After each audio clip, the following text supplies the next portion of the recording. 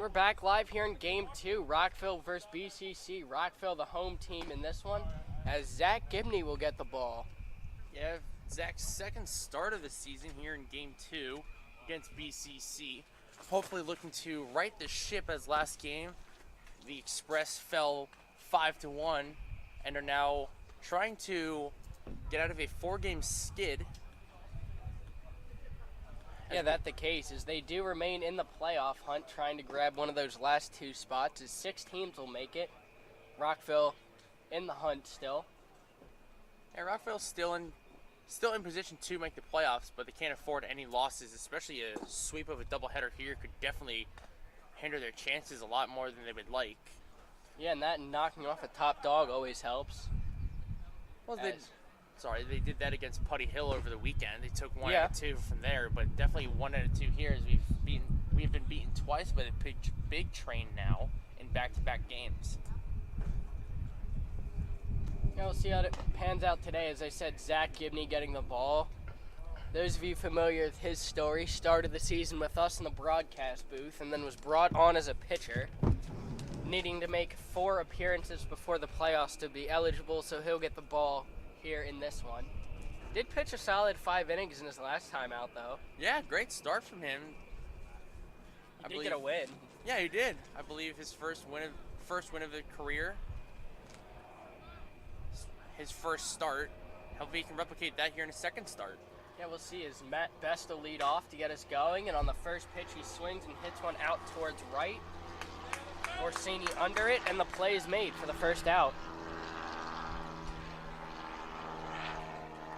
As soon as I'm saying, let's hope he can replicate that last appearance with 5 innings of, I believe, 1-run ball. Gets 1 pitch, 1 out there.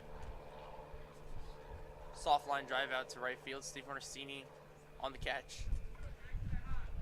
Yeah, good stuff from Zach. It's the key from him, as we pointed out last time, is one of the things he does well is he gets hitters swinging ahead of the ball, and here's another one out towards Orsini on the second pitch.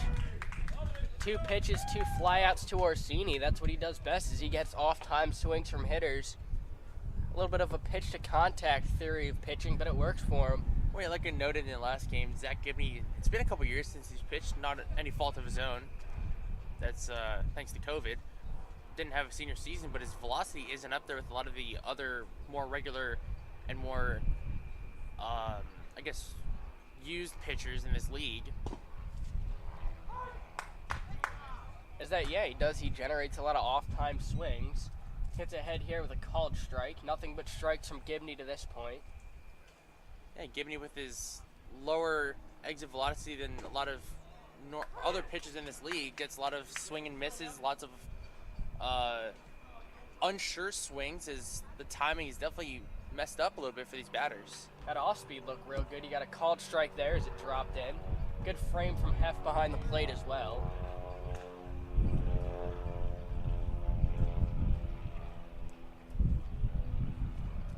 If they could silence BCC here in this first inning and hopefully get something going in the bottom of the first, see what they do if they get out to a hot start this game. That's what I'm looking for. Well, yeah, definitely good to silence the bats of a team that didn't do too much in the last game, but definitely put across a couple runs and got a lot out there.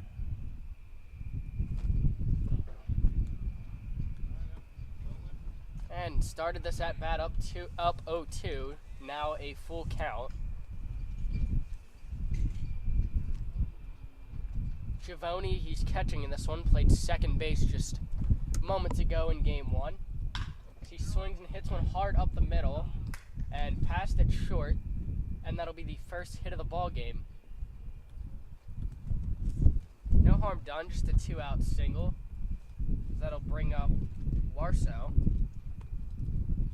Yeah, harmless single, nothing wrong there. There goes no hitter for the Express, but definitely looking to get back here and get this last batter out.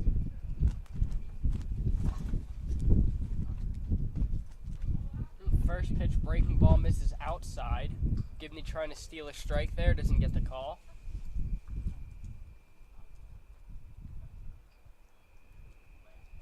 From him. Catches. No doubt there on the strike call. Yeah, it was a late call. Late call, but also love home plate umpires that are very loud and You do. yeah. Move over and they got him, but he throws it away. This ball gets by McMath. Runner to third and around third headed home. Trying to score all the way from first, and he'll do so.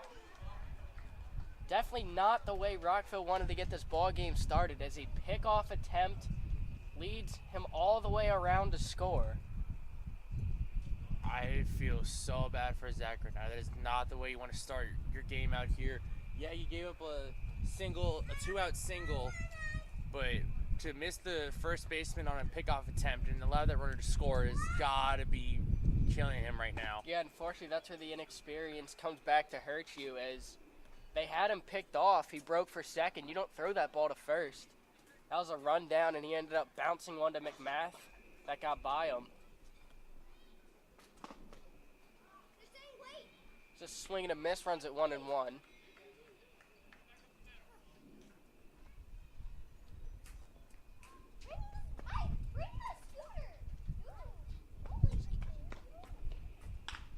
Off speed, line towards the left side and down into left. So that one hugged the line. He'll head for extra bases. Unable to pick it up cleanly and left. BCC striking early as they've got a 2-out double. As soon as we said we wanted to see Zach hopefully silence the bats here, unfortunately a really unfortunate error that led to a run scored and now a 2-out double. Hopefully BCC doesn't do any more damage here.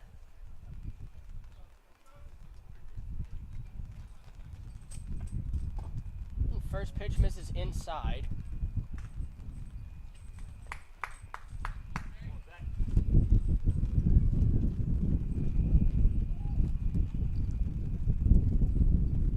Some rain here at Lake Tony. You didn't expect that. This one's popped up towards the left side in foul territory, and a diving attempt from Lacefield, unable to come up with it.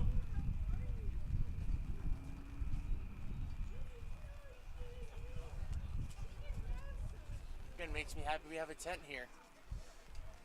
Yeah, I was gonna say I hear the rain, but Was not at all expecting it during this game. hey, anything to cool it down here. Yeah, unfortunately the wind's picking up here. Got to keep an eye on this tent. That we do. As now's the time where we need it.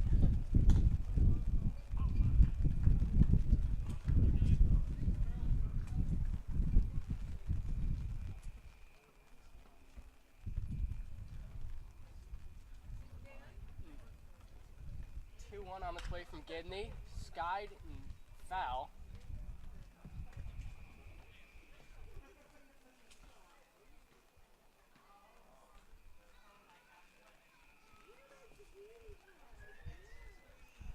Zach looking to get out of this inning.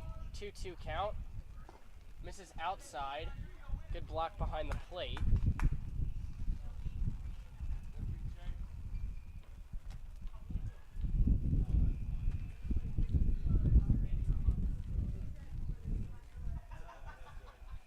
And the full count on its way. Misses in the dirt, as that'll be a 2-out walk. Good start to this inning, and then kind of went south after that pickoff attempt. I definitely think that's shaken him a bit. As That is 2 outs on 2 pitches. Yeah, two outs on 2 line drives to Orsini back to back. But I don't think that failed pickoff attempt that led to the runner scoring from first has helped Zach's confidence here. First pitch fouled off towards the right side.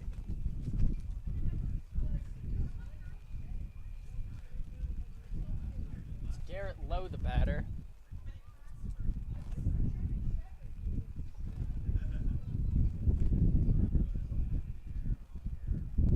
The 0-1 misses high.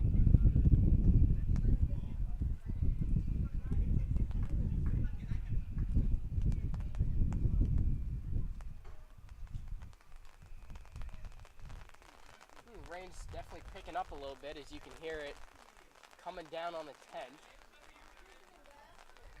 Again, really unexpected pop-up shower. Hopefully, judging by its name, it'll be very brief. As you see everyone ducking for cover, unfortunately we don't have that luxury. I see a tent on top of us. Fair enough. Okay, yeah. Yeah, you got me there. Definitely not from the sides, but at least from on top. Does its job. I hope it keeps doing its job as the rain is not coming down straight. It's coming down at an angle now with a little bit of the wind. Yeah, I wonder if that has, I've seen a couple balls in the dirt from Gibney. I wonder if that's changing the grip on his ball. As he comes into the fastball there, gets a swing and a miss. Wow, pouring now, and yeah, they're gonna call this. We're gonna take a rain delay and leave it there.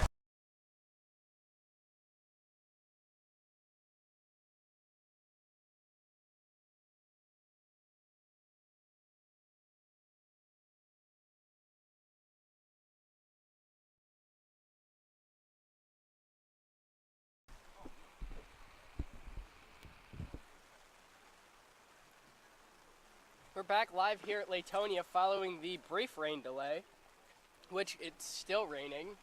However, the umpires say let's play ball. I guess according to them and their judgment, it's not raining hard enough to suspend play. As we, again, said we had a pop-up shower that we were not at all expecting here, but we roll with the punches that Mother Nature gives us, and we're going to keep going here.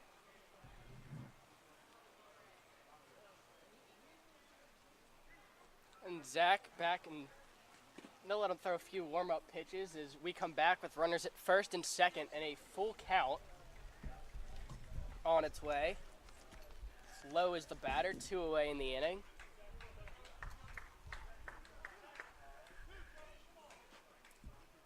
Tough spot to be in if you're Zach Gibney. Go out there, you get a little bit of a groove, and then before you get a chance to get out of some trouble, a rain delay. So he gets a first pitch foul back here. Yeah, like we were saying, Zach is a little shaken up here first inning with a base hit and then fielding error on a pickoff throw.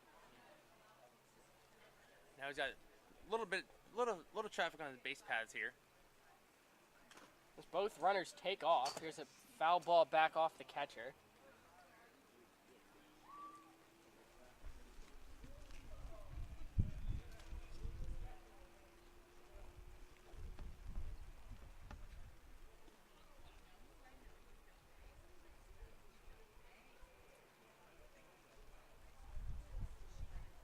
Yeah, see, for Zach, that definitely changes the grip on your pitches as he's pitching with a wet ball now.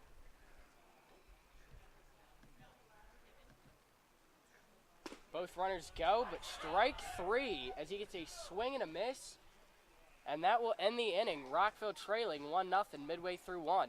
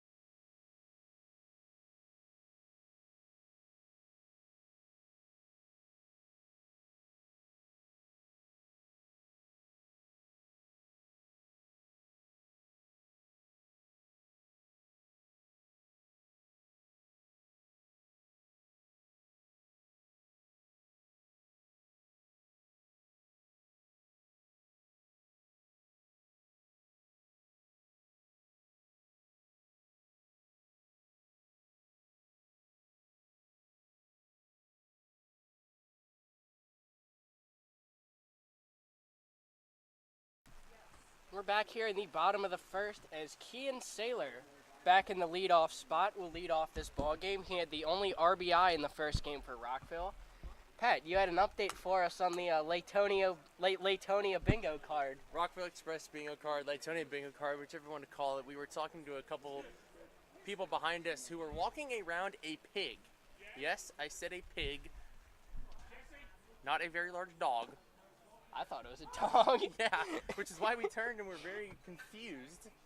Ever seen a pig at a baseball game? No, I don't.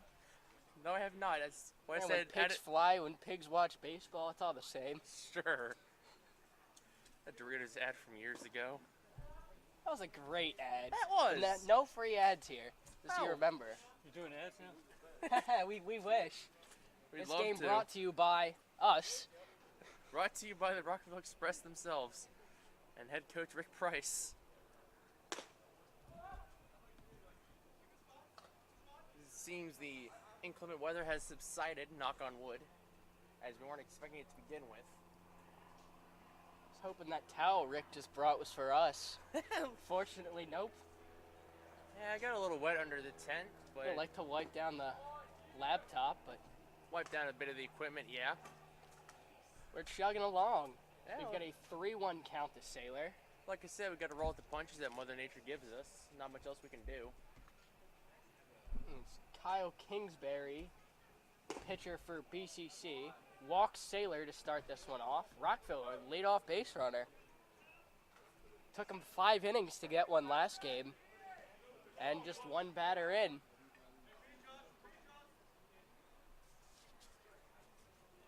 As Steven Orsini, another guy, his first time in the top of the order as a matter of fact, hitting second in this one. Told us before the game, I need at least a double, as he was swinging for it there. Unfortunately does not catch up. I told him that he gets anything less than a double, I'll only be slightly disappointed. I'll be happy with a single. I like to aim low and get, at least a single, but a double would be good, and anything more, that would be great. Move over to Saylor. Not a bad move, back in time. Certainly your job as the leadoff base runner is you want to test that move out so the rest of the guys back in the dugout can see. Saylor doing his job well there. Draws another throw, and this one gets away. Similar to what we saw earlier, Saylor will round second and head towards third. A lot of real estate behind first base has caused some interesting plays now, as both teams at one error apiece, both on pickoff attempts to first base. This has been an interesting game to say the least here. Yeah, so far 2 failed pickoff attempts from both starting pitchers, 1 apiece. As we've got a runner on third here with no outs. And good man up to get him in is Steven Orsini, 0-1, shows bunt, gets it back. Rick always with a few tricks up his sleeve, tries for the safety squeeze there, unfortunately does not get it down. And swing and a miss as he chases the high heat. Chases a high heat up above his letters, I think, at that point. Yeah. We said a couple times with that high heater, maybe expect an off-speed pitch here. Yeah, you got to think he was sitting off speed on that previous pitch as he pops one up and out of play. Way to fight and stay alive. Yeah, like I said, we want Orsini here to get a base knock. Yeah, with no outs, could just get a ground ball and advance Saylor from third at home. Yeah, hey, that's your job. You got the leadoff man on third base with no out in the inning. Your only job is to move him 90 feet. Orsini swings and misses for the first out.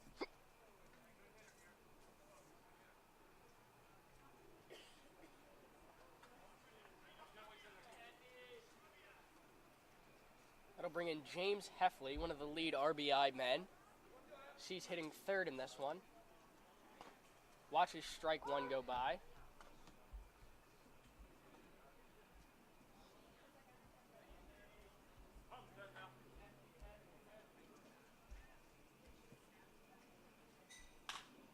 Heffley ground ball to the right side. This will tie the ball game at 1 as he's the second out of the inning, but we've got a 1-1 ball game here in the first. A job well done by James Heffley. Yeah, all you want to do there is just get a ground ball out, like I said. Ground ball out, trading out for a run. It's that ties the game here in the first inning. We were hoping maybe previous batter Orsini could have done that, but Heffley does the job. Yeah, it's Heffley's 16th RBI on the season. He's in second now. Only one ahead of him is McMath with 17. As Fabre takes one off the elbow. Good sell there as he'll take first base. Well, I definitely think I heard a... We all did, but when the ump asks you if the ball hits you, you say yes. I was taught that, I think, my second year of Little League. If the ump ever asks you if it hit you, say yes. We believe Fabre did the same there. You've seen that come to play a couple times this season. As Hakopen nearly takes one off the side as well. Just gets out of the way of it. That hit batter can actually be huge for the Express here. Yes, they have 2 outs, but they can maybe get Fabre advanced to 90 feet, or maybe even more, maybe in a scoring position. And if he can do that this at bat, Hakopen maybe drive him in with a base knock. Has a check swing there, called anyway, runs it 2-1.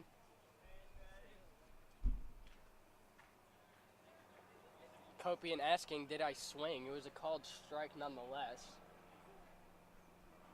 2-1 to him. Ooh, catches.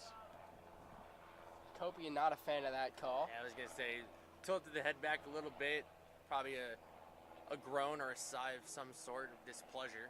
Got to regroup and get ready for this next pitch, wherever it may be. And prior to, time called. Late time call at that, as Kingsbury was already in motion. With these wet field conditions, I don't think he's too happy with that. It definitely gone the wrong way, could have spelled disaster for him. Yeah. Gets his footing, 2-2. Runner from first is Fabre, and he'll get there standing, no throw. The wet ball, the catcher unwilling to get it and make a clean throw down to second as he'll just hang on. Fabre advancing up to second. Never looked like he wanted to. I just don't think he got a good grip on the ball. Like you said, yeah, it is a bit wet and slippery. Better safe than sorry. This one gets by him. Hakopian will walk, and Fabre will advance up to third. Rockville runners on the corners with 2 outs, and Jonathan McMath due up. I say it time and time again, he's a dangerous hitter with 2 on. Doesn't matter where. First and second, second and third on the corners. Dangerous hitter in general. Which is, I think it's interesting with 2 on. He has just a little, I think he has an extra gear in the batter's box. Big spot for him as he's got a chance to put his team on top. Takes a swing and a miss at the first pitch into him.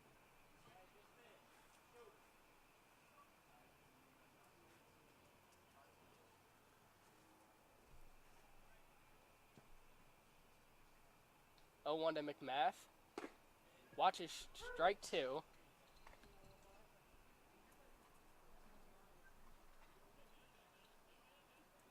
He's got a battle behind in the count as he's down 0-2 now.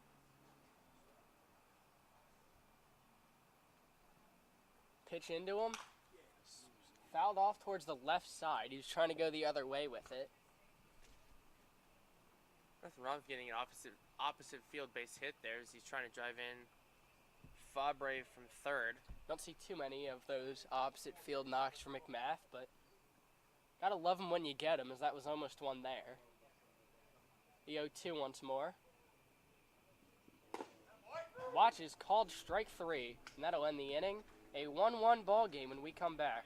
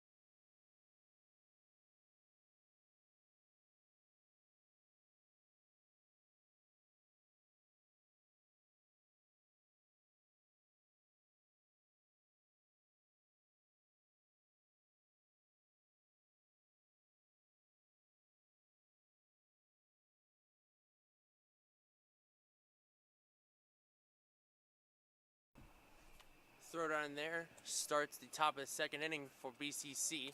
Stepping up is Varda.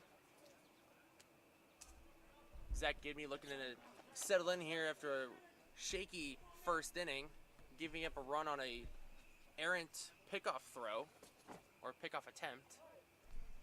Yeah, we've seen 2 of those in this ball game, 1 from each side. Setting up for an interesting game here at Latonia, but what hasn't been so far this season? Yeah, I don't think we've had one normal game. No complaints. Makes our job fun. Yeah. See one new thing every day. Today being the pet pig at the ballpark. Yes, the pet pig for sure.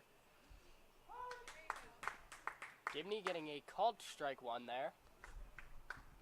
That's good to find where the edge of the zone is. Know where to maybe throw your strikes away from your right-handed batters. As he comes back and misses high there, runs it 2-1. Gibney, an interesting spot for him, as he was just getting underway in this ball game, then got taken for the rain delay and had to come out and finish the inning. He tries to get back on a consistent outing for him here as he misses high, runs it 3-1. Yeah, it's going to be big for Zach to get back into a groove here. First inning, like I said, was a little shaky. Not too much damage done as he only gave up 1 run. And a ball in the dirt. That'll be a leadoff walk.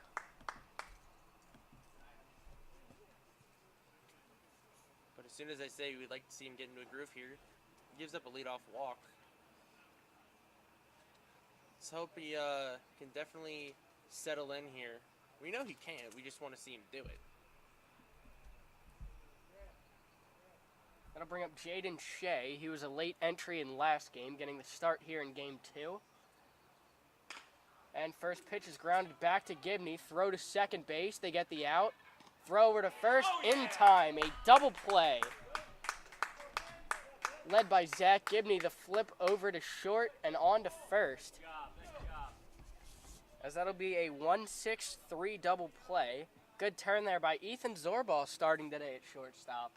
Yeah, I haven't seen Ethan in the middle infield in a little bit of time. Has bounced around the infield a bit. Good to see him playing a solid shortstop position there. Great pickup by the low throw from Gibney, and great to turn it on to first and get the second out of the double play. A foul ball here as Rivera fouls one off towards the right side. Leo Rivera did not play in the first game.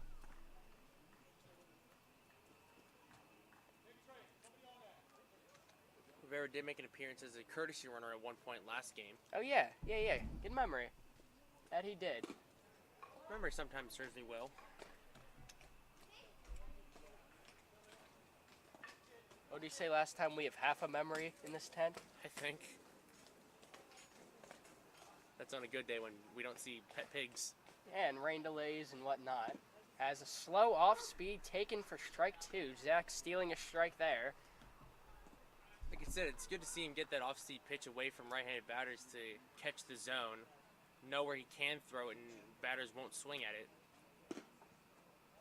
Not a bad spot there, 1-2, as he was trying to nibble that outside corner. Looked good for about 58 feet before tailing out.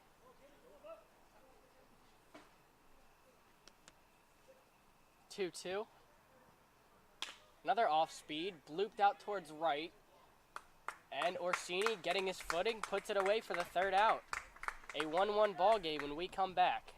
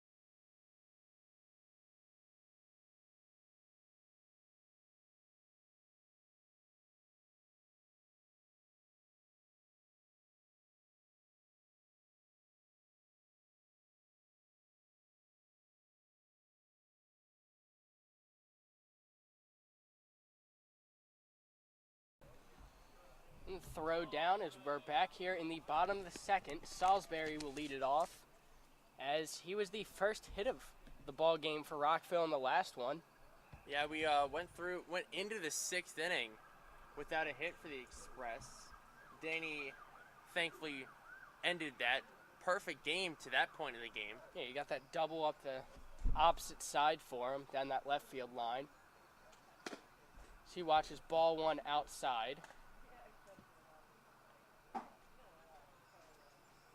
Kingsbury misses high and outside. Foul ball off towards the left side, evens the count at 1.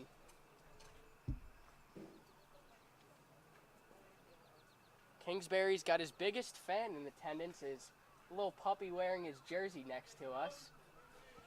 Little guy playing with the tennis ball. Is that the tennis ball from Catholic? Possibly. So far, a couple pickups from that school have been good luck charms. As you picked up a lacrosse ball, we won a seven-game win streak. I picked up a baseball. We won 3 straight. Yeah, we take a lot of souvenirs from Catholic University. Better to ask for forgiveness than permission. Always remember that. Yeah. Yes, confession at Catholic isn't too far away. Yeah, I guess so. 1-0 count to Lacefield. As he grounds one back towards us. Evens the count at 1. Really hoping Lacefield didn't just break his bat there, but I think he did. Yeah, it sounds like... Oh, you don't want to do that on a foul ball. I believe that's the 2nd straight game with a broken bat for him. That's rough. As I've said a few times this year, that's another trip to Dick's Sporting Goods after tonight's games. Unfortunately. Yes, you see everyone out to give him a new bat. That's what being on a team is all about. Hey, teammates have your backs, offering up a bat. Yes, they'll try to find one he likes here.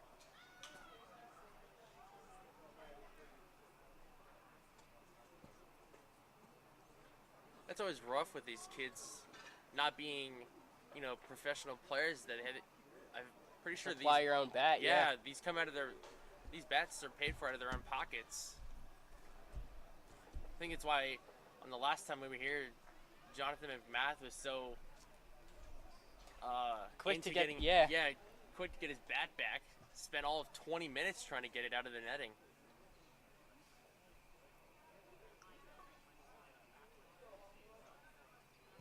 We get to mention that 3 times a broadcast, so I think we're at 2 now.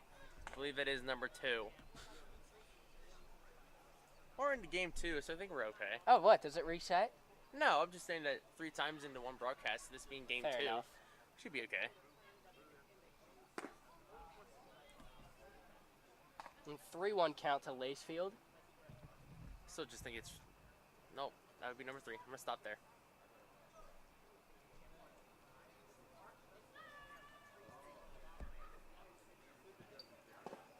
And he's swinging strike, runs it full.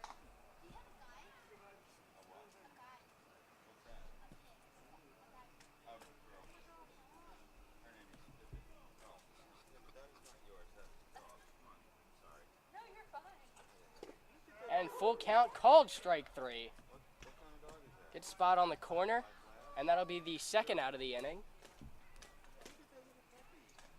Danny hopefully didn't lose any mojo breaking his own bat. In steps Ethan Zorbaugh, the shortstop in this game. Got plunked in the back last game. Like I said, hopefully doesn't stiffen up on him here.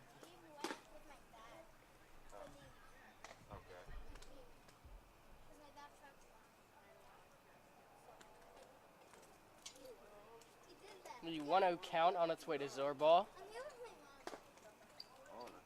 Misses inside, runs at 2-0. Update, the pig is in the booth with us now. Making a couple sounds back there. I guess he's happy with the puddles that are lying around thanks to the pop-up showers we got earlier. And check swing, appeal down, did not swing. 3-0 to Zorbaugh.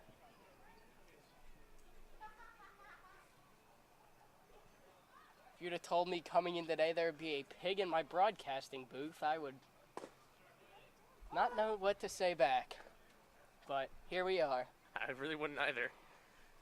As again, another thing to add to the Latonia/Rockville Express bingo card for this season. A game that no one wins. I think you also might be the first person in history to say there's a pig in the broadcast booth. I'm not sure if that's ever been said before. Not really sure what to think now, if anything. Did rain. I was thinking at one point we might see a pig in a blanket. Maybe he's trying to stay dry, or its owner trying to keep it dry. Nevertheless, we've got Nate Bowman here. The 10-hole of all places. Last game led off. Now the other side of the order. You gotta think Rick likes something with that 10-1 too, as that makes it Bowman, Saylor, Orsini. You'd maybe think with a 10-man lineup here, some kind of like Davey Martinez, where the pitcher would bat 8th, and you've got a really hot bat batting 9 at the very end of the order. Maybe trying to spark the bottom of the lineup for the top of the lineup when it flips. Got a 1-1 count, and before the pitch, a throw over behind Zorbal, back in time.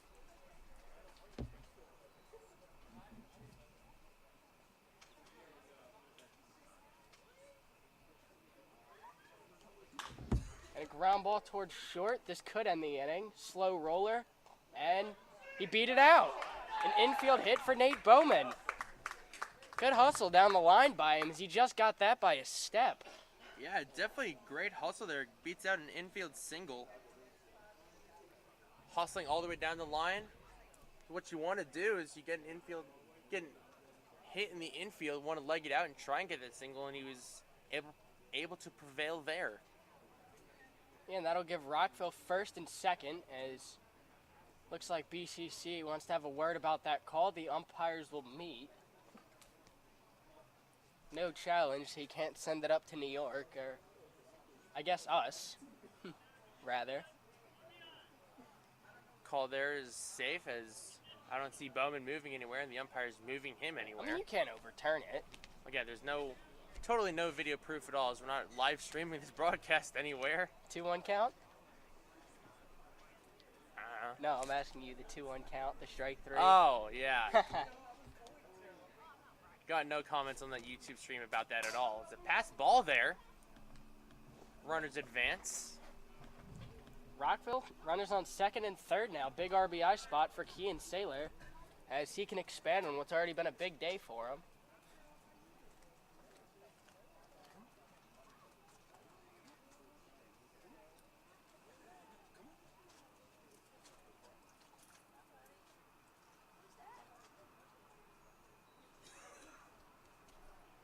One 1-0 to Saylor.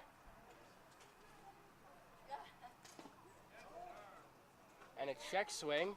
Appeal down, did not swing. I don't believe he swung. I saw the end of the bat there still facing me. Thought he was near a called strike, but nonetheless a 2-0. Saylor, big opportunity here to drive in 1 or 2 runs with the solid base hit. Looking like they're not going to pitch to him, though, with an open base, as it's a 3-0 count now. Got to imagine he's taking here. So we'll see if this is a 4-pitch walk. If it is a 4-pitch walk, Steven Orsini's on deck. Ooh. A called strike, as Saylor was a step down the line already. Tad inside, I guess. Not really sure where they hit the zone. Nevertheless, 3-1 count to Saylor. And he tosses his bat, but he'll have to go get it back, as that's 2 pitches in a row he thought he had ball 4 on. Saylor clearly showing his hand here. He's looking for a walk. Man, it looked like he walked twice there.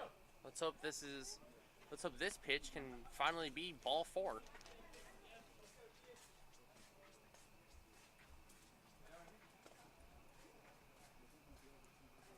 And full count into Saylor.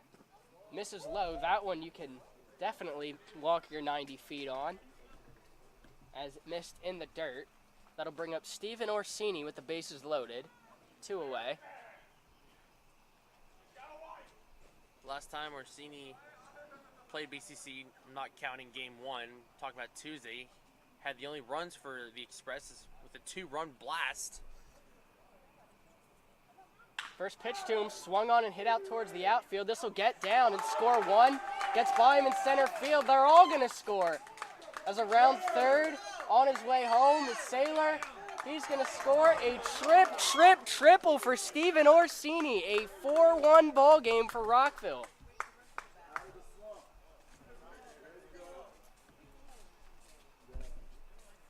Orsini there with a big at-bat. Like I said, he's got a chance to do something huge for the Express here. A 3-run, bases-clearing triple. Put the Express up 4-1 here. Something to note, there were 2 outs in this inning. The Express loaded the bases, and Orsini came through with a clutch base hit there. Yeah, hey, that's been their thing. 2-out magic, paying off. You're never out of an inning until there's 3 outs. And Rockville really working with that last one. They still got a runner in scoring position here for Heffley. He'll take called strike 1, evens the count at 1. It's got to feel good for the boys as they were only able to push across 1 run last game. They've already put 4 times that in just an inning and 2/3. It's a ball in the dirt, makes it 2-1.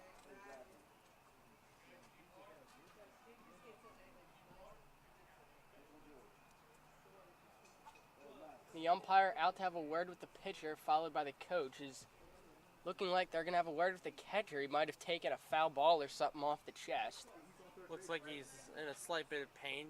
Appears to be shaken up a little bit. Yeah, looks like he caught something maybe under the catcher's mask, unfortunately. Let's hope he's okay. Looks to be most what? I mean, you don't want to speculate. Well, yeah. They're certainly going to take their time and assess him. You don't want to play around with anything. But coach will head back to the dugout. It looks like he's going to be all right. Well, yeah, especially with each team here being in the playoff hunt and definitely looking for more spots or higher seeds, I guess, in the playoffs. You don't want to risk any injuries to any key players, especially with half of your battery here being your catcher. As we're back in, Heffley a 2-1 count to him. Looking to make this a 5-1 ball game with Orsini just 90 feet away at third. As he'll watch called strike 2. Wow, quite of a big zone here. Yeah, I've seen it expand a little bit through this bottom half of the inning. Unfortunately, it's going against the Express here, but they've got to work with this expanding zone and swing at more pitches than they like to. And there it is, called strike 3 on the outside. And that'll end the inning, but Rockville pushing 3 across, a 4-1 ball game thanks to the Orsini triple when we come back in the top of the 3rd.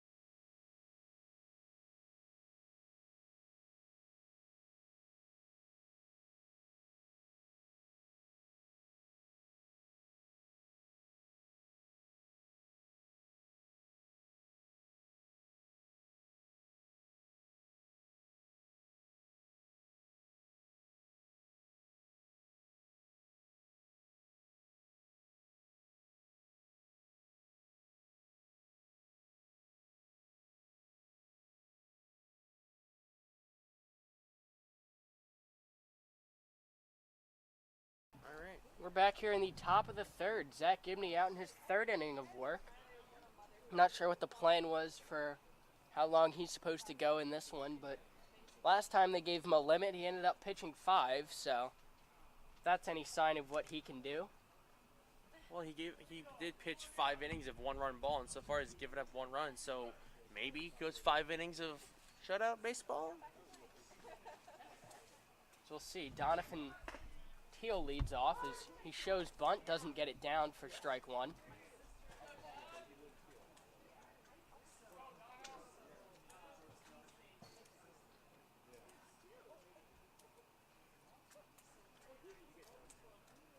Oh, 1 on its way from Gibney.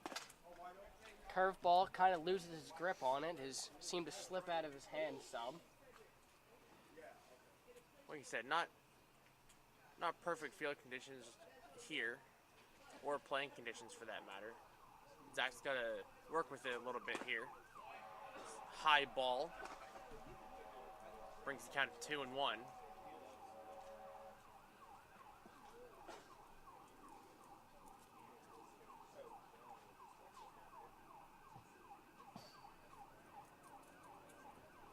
Gibney the 2-1. Gets one over for strike 2.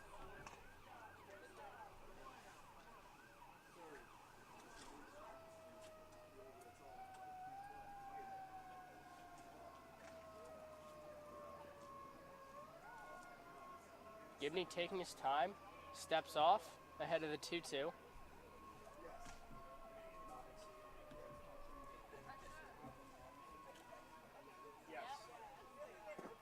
And 2-2 misses low, so he gets a full count now.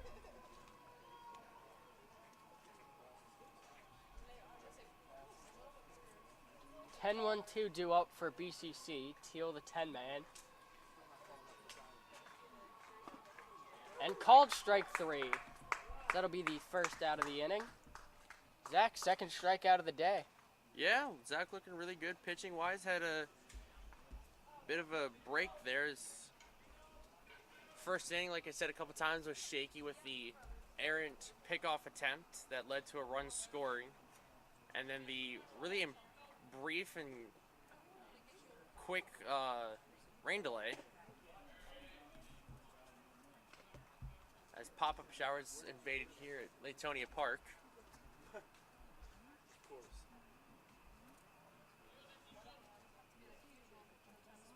Best in now, leadoff hitter for BCC. Takes one in the dirt for ball 2. Wonder what the game plan is here for BCC. Is this the first time that they're trailing to Rockville in their 3 games that they've played against each other? That is true, yeah. And it's not just a 1-run lead, it's a 3-run lead. It's a line drive to left center.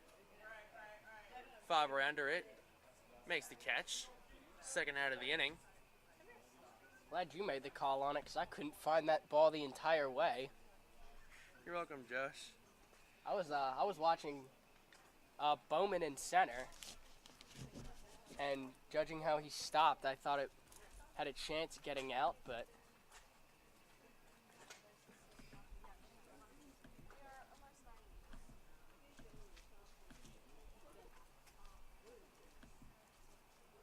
Two outs now for Gibney. First pitch in, misses high.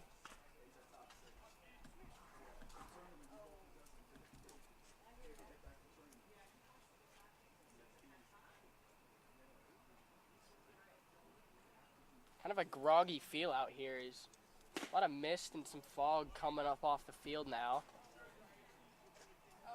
As we're going to play the rest of this game under these wet conditions.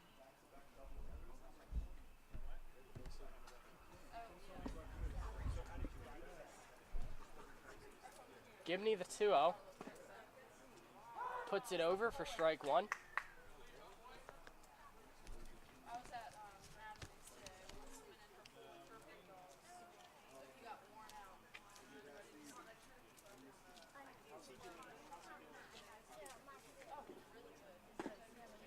And swing and a miss. This is a sub in the ball game. It's Savoy batting, as he did not start game 2. He started game 1, but was a sub into this one.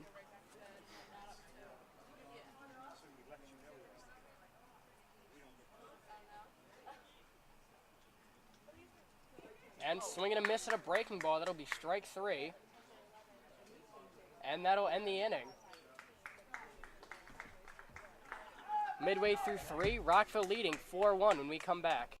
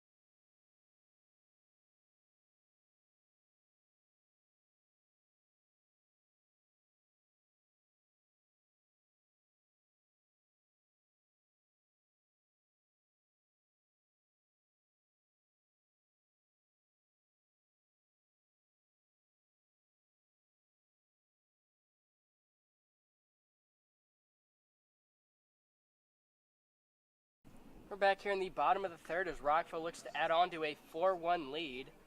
No reason to look back as they've scored in both innings so far in this game. Yeah, so far, the Express looking a complete opposite team here. They've put up 4 runs, 3 of them via a 3-run triple from Steven Orsini. So we're pleased. He said he promised us a double. He delivered with a triple. Yeah, that's right. Before the game, he was saying, I'm due for a double. Yeah, Ends up getting 3. Ends up getting 3 bags and 3 RBIs with it. Definitely have to talk to him after the game and, thank him for that. And prior to the 1-0, Fabre will step out, and the catcher will go have a word with his pitcher.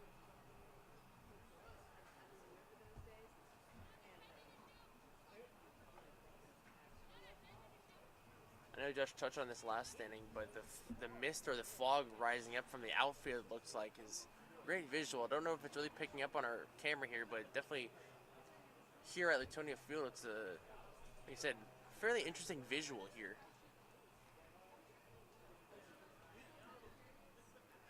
Can't imagine it's too fun for the outfielders, though, playing on wet grass out there. I can't imagine it's fun for the infielders either. Their cleats probably getting covered in, blocked up. The spikes are getting blocked up in dirt. Not fun for them to be running around and trying to get grip out there. Fortunately, it was a quick rain. Nonetheless, it was a heavy one. I was going to say it was quick, but it definitely poured for quite a few minutes. Thankfully, we were able to get the game underway again. Fabre was up 3-0 in the count. Watch his strike 1 there.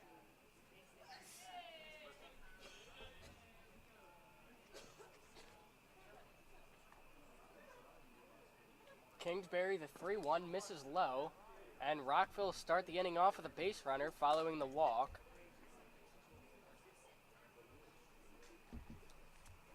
It's going to bring up Eddie Hakopian, as he's batting 5th in this one. Time called.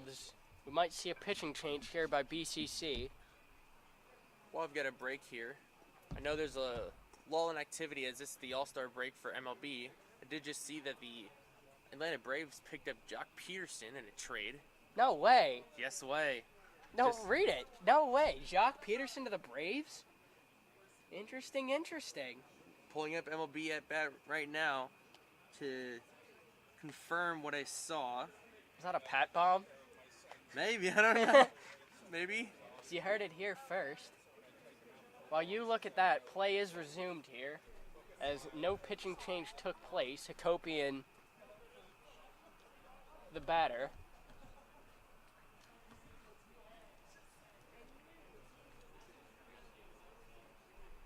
Gonna be really excited for tomorrow night when baseball comes back after the break. Yeah, it's always fun for teams to get that second half of the season underway. Especially for my Fun for some teams. especially for my struggling Nationals and maybe for your struggling Pirates, maybe turn some things around. I think we're past struggling. I'd like to say we're not past struggling, but I don't have a lot of faith, unfortunately. Anyways, back to baseball at Latonia. Hakopian down 0-2 in the count.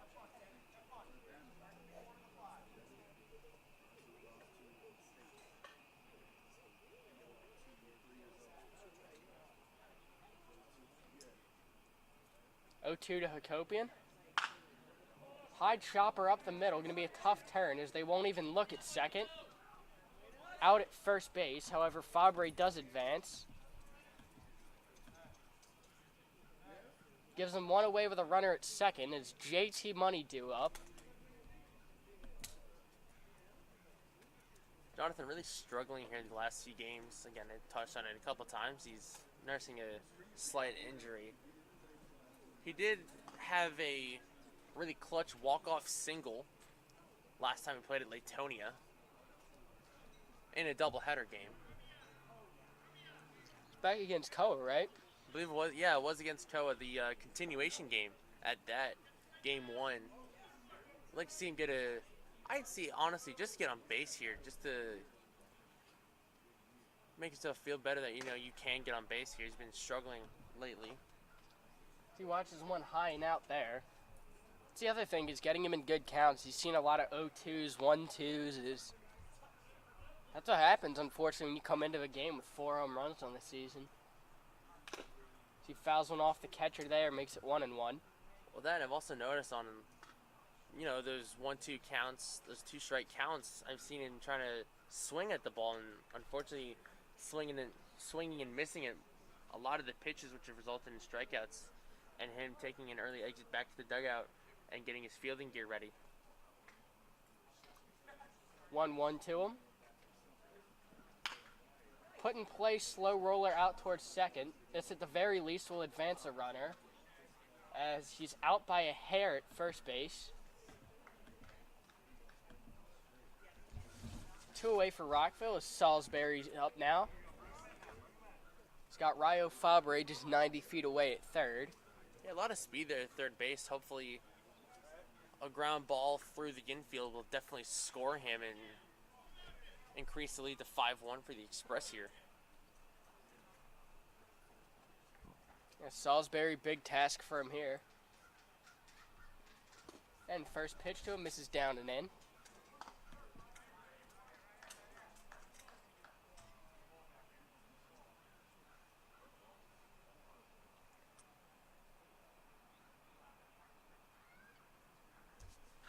One out to Salisbury, swung through.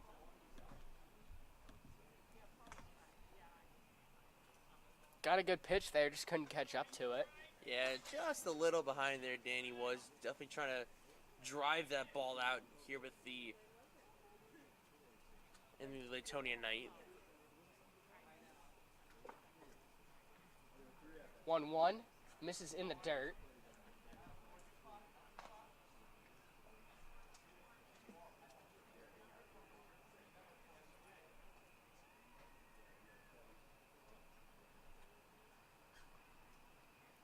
Two-one on its way to Salisbury.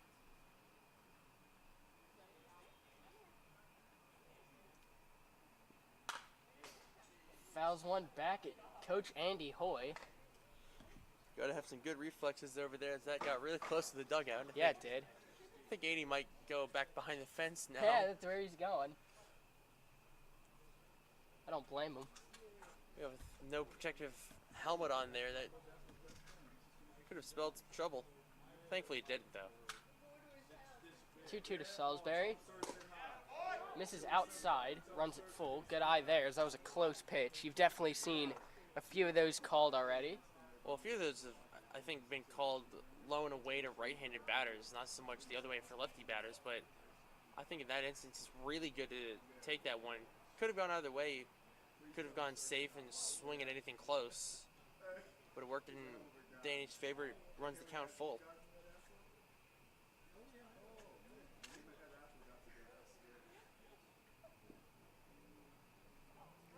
3-2 on its way. And swung on and missed, and that's where we're going to have to leave it there. After 3, a 4-1 ball game when we come back.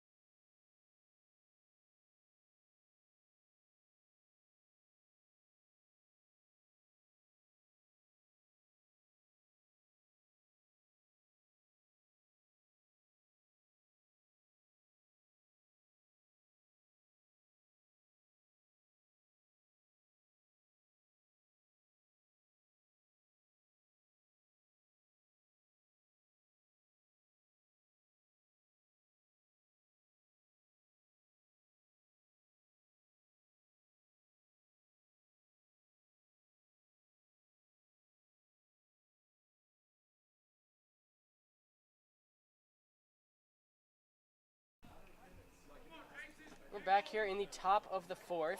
Zach Gibney pitching a pretty good game so far, 49 through 3, as he gets the ball here in the 4th. His team up by 3. Good position for them to be in as they look to steal one away from first place BCC. Yeah, we were talking to Coach Rick Price before the games, and we said we can't afford to get anything less than a split in doubleheaders from now until the end of the season to stay in the playoff hunt. Here's a pop fly in foul territory. Lacefield trying to find it. And out of play for the first strike. Yeah, Rockville definitely looking to take game 2 here. Up their win total on the season to 13 after this one. Would improve their record to 13-10 and hopefully would keep them in the playoff hunt as the rest of the league plays tonight. Yeah, just 9 games of this season left. As, unfortunately for Rockville, it's that toughest stretch as we were gearing for all season. Yeah, we're in that stretch of a lot of doubleheaders, a lot of games. These guys are, like I said earlier, they're gutsy out here. They're playing a lot of games in a short amount of time. Got to commend them all for how well they're sticking with it and staying in the right mindset. Yeah, they've put a 12-10 record up so far. Yeah, 12-10 record in the last few games. They've been definitely banged up, to say the least. And they're still fighting and sticking with teams, especially the top dogs in the league like Putty Hill and tonight BCC. As there's a nice pitch from Gibney's, the 3-1 catches making it 3-2.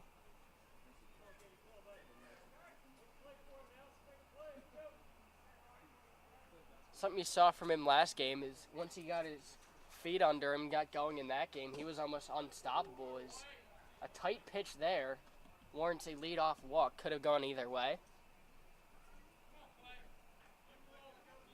Good spot though, as he'll now have to face Warso, the cleanup man.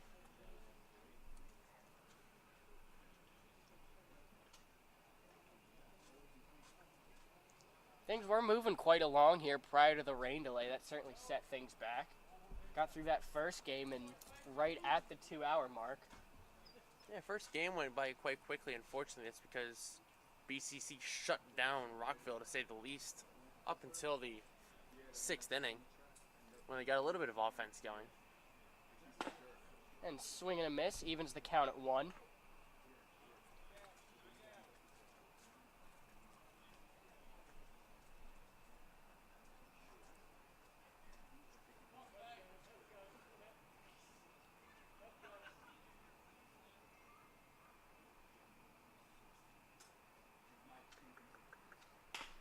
And swinging a ground ball towards short. Going to be a tough turn and kicks off his leg. Zorba unable to come up with that. That'll unfortunately go down as an E6. First time I've written an E6 next to his name is that's not his usual position. Seemingly showing off there. Yeah, shortstop spot usually goes to, well, doesn't go to Zorba. Yeah, you've seen him at third and a little bit of left, but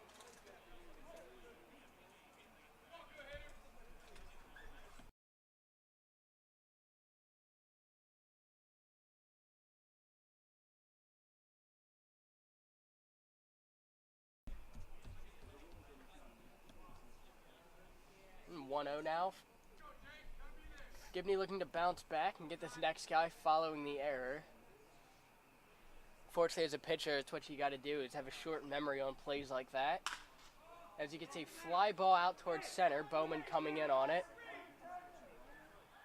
And no tag as he makes the put out for the first out.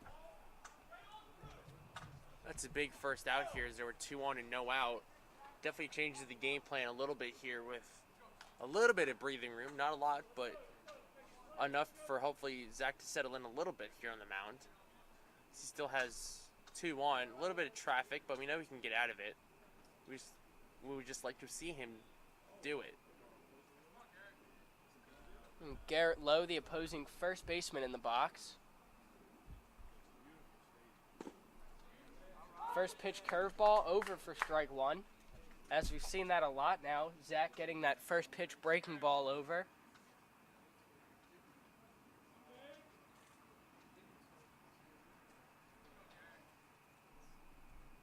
Gibney the 0-1. Swing and a miss at a breaking ball. He's really got that off-speed working. And like we said last time with him, that really opens up everything else he's got. I think his off-speed is definitely by far his most effective pitch in his limited starts. As a close one there, could have been strike 3.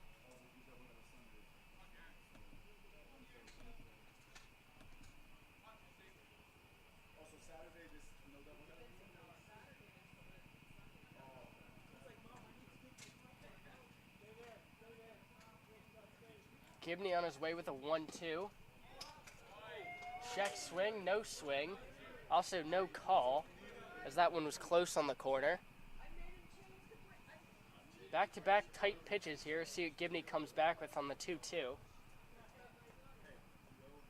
Looking for that third strikeout of the game. And there it is. Swing and a miss, 2 outs now. Let's hope this starts a nice stretch of consecutive outs here for Gibney and definitely calm him down a little bit. As I've said, he's got a bit of traffic on his base paths, but so far he's been able to get through it unscathed.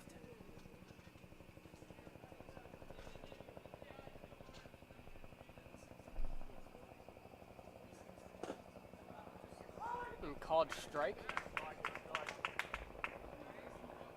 Gibney ahead of another batter here.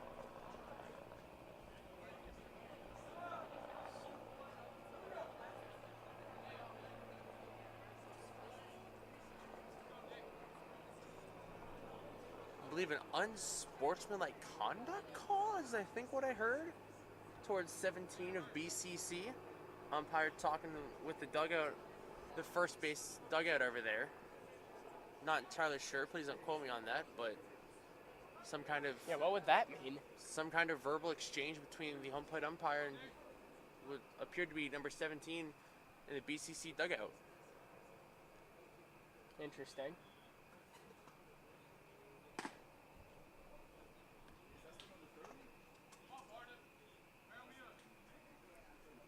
This is Varda, a 1-1 count to him now.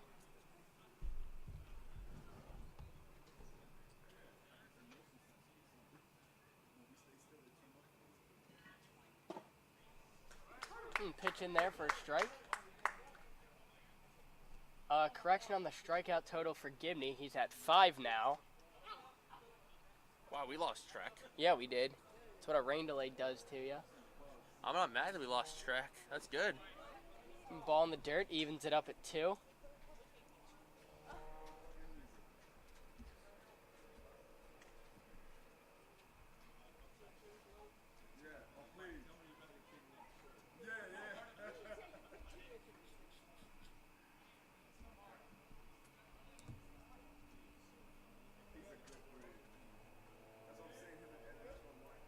Two on its way.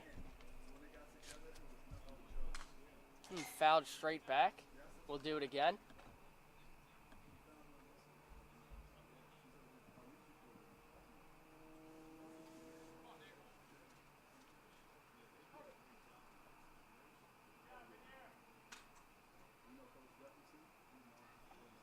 Give me a check back on second. Misses high.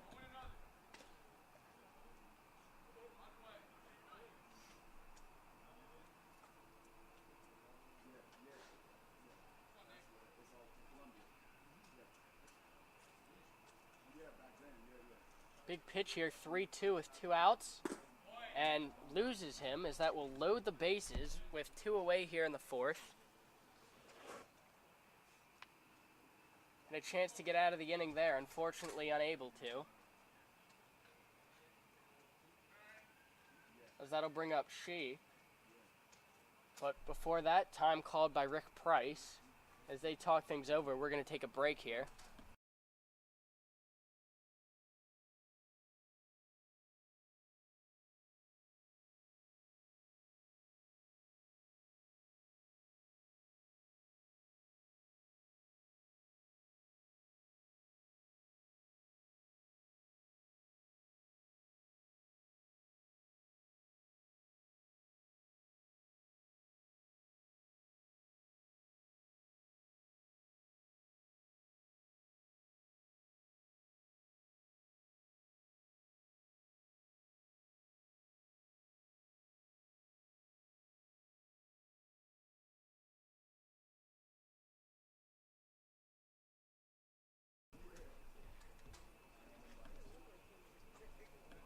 We're back from break as Rick heads back to the dugout, sticking with Gibney here as he's got bases loaded.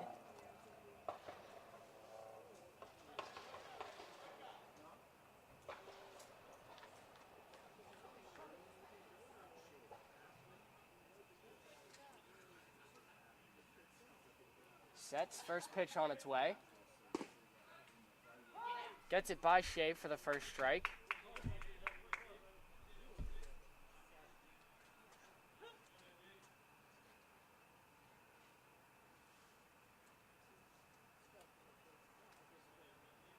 The 0-1.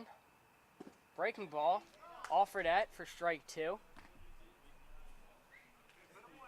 Good start to the at-bat for Gibney. See what he comes back with as he tries to finish this at-bat.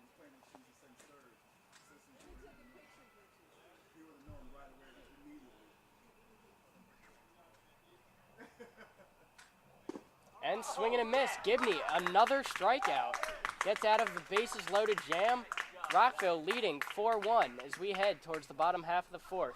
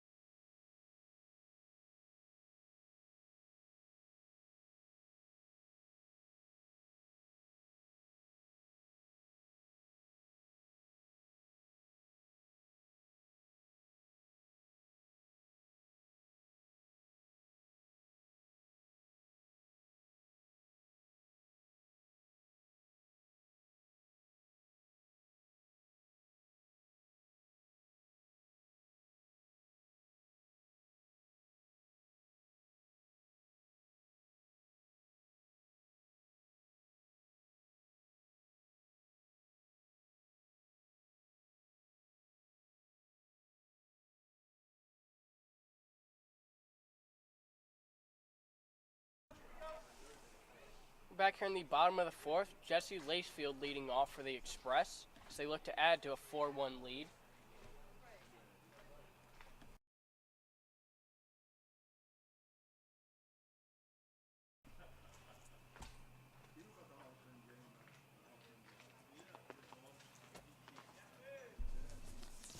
Lacefield in with a new bat. He broke his bat earlier in this game. See if he can pick up a hit here nonetheless. Yeah, it's always interesting to get a new bat. Yeah, you might not think it does much, but that changes a lot of things. It's likely new grip tape, new feel, gotta get a different swing going. He skies one towards the left side, left fielder under it, and put away for out number 1. That'll bring up Ethan Zorbal as Rockville at 8, 9, 10 due up this inning, bottom of the order.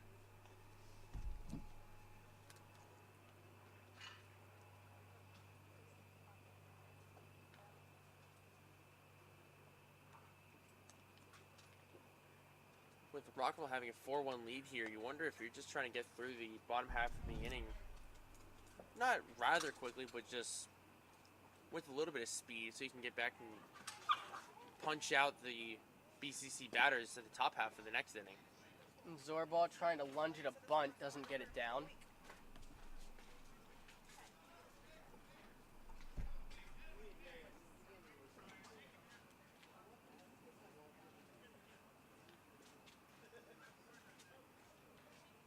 Following that, see if he shows bunt again. The 0-1 coming to him.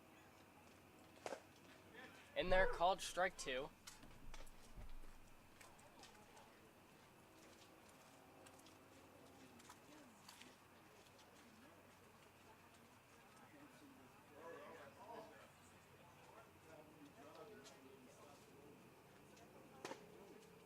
The 0-2 missing high. Kingsbury still on the bump for BCC in his 4th inning of work.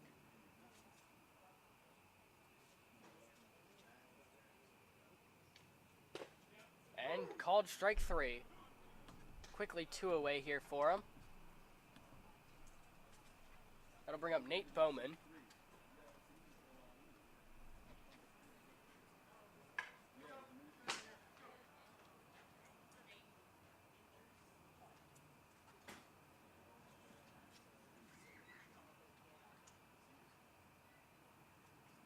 Bowman, as we said, batting 10th in this one. Not usually a guy you see at the bottom of the order. He fouls one off.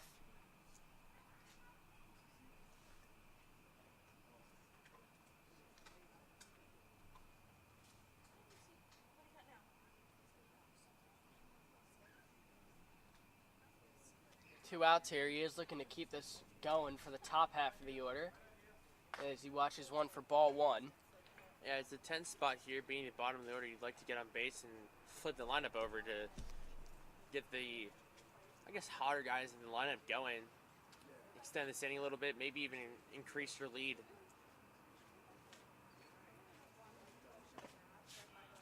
And over for strike 2.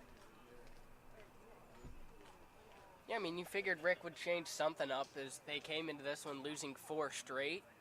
And he did. He definitely made a few switches, like we see Saylor back at the top of the order. Well, definitely a few switches. Bowman at the bottom of the order. Definitely surprised this when we were looking at the lineup cards before game 2. But as I said, it might have been a strategy as Bowman's bat is hot, and he can definitely have a higher chance of flipping the lineup or flipping the lineup over. And a called strike 3. That'll end the inning. Rockville still leading 1-0.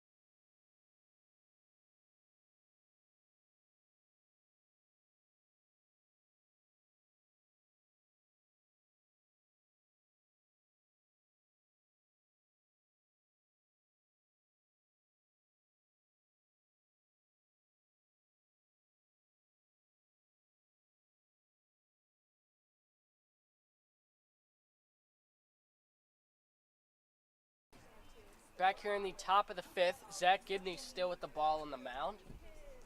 Joey Galloway into the game for the Expresses. He comes in for Ethan Zorball. He'll move over to second, and Hakopian will take shortstop.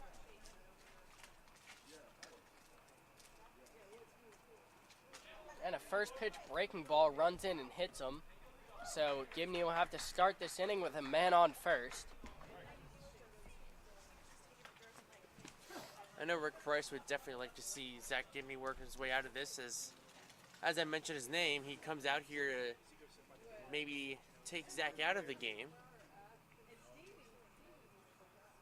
Would hate to see his night end so abruptly. Has battled his way through 4+ innings of only 1-run ball. Yeah, there's Bryce Green, so that will mark the end for him. While Bryce warms up, we're going to go to break.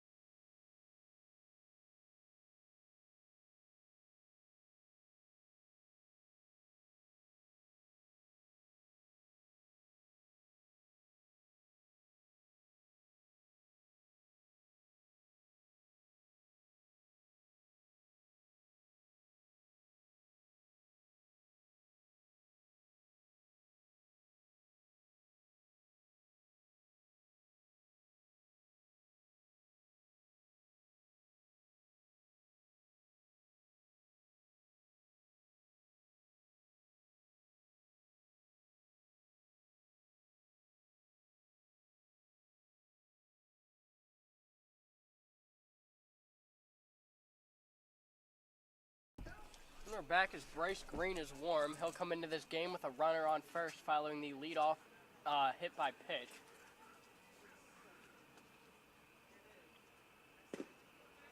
He delivers a first pitch strike.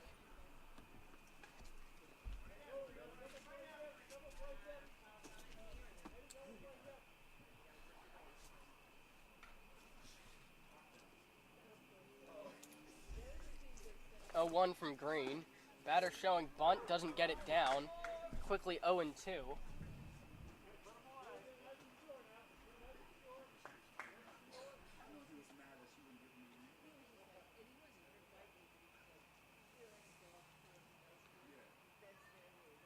So far this season, Green in 7 innings pitched has 10 strikeouts totaled on the season.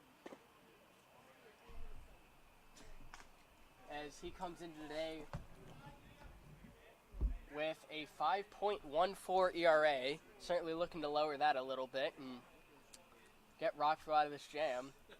That, of course, not always the story. Green's been fantastic all year. I definitely think that ERA has been contributed to by a couple rough innings. Again, small sample size of only 7 innings, and in relief. Yeah, that's the thing when you come in as a reliever, too.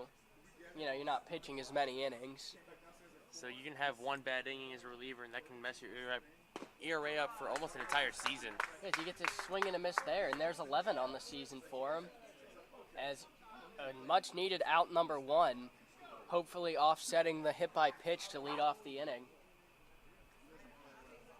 That'll flip the order over for BCC and bring up Best.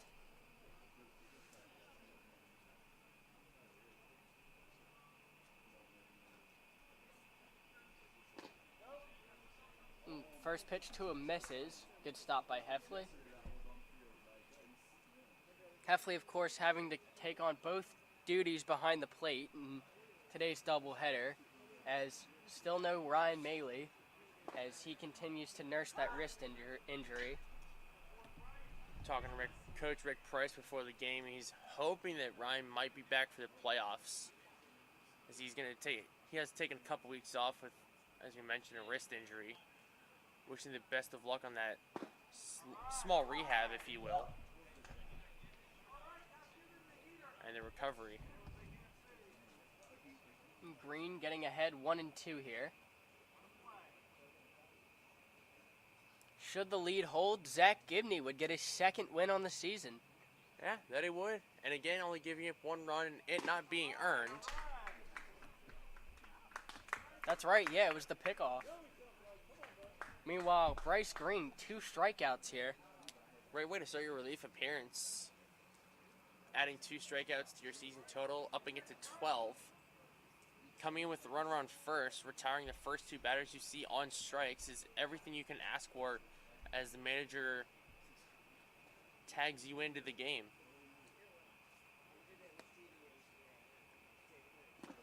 And first pitch in the dirt, throw down by Heffley. Good scoop by McMath as that throw is in the dirt.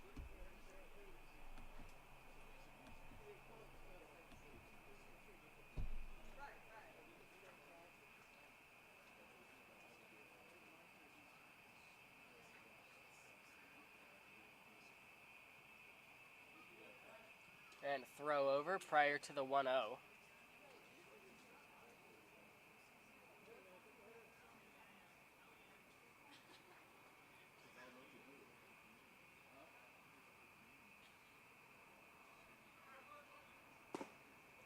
Throw down as the runners took second. Ball got by into the outfield, but no advance.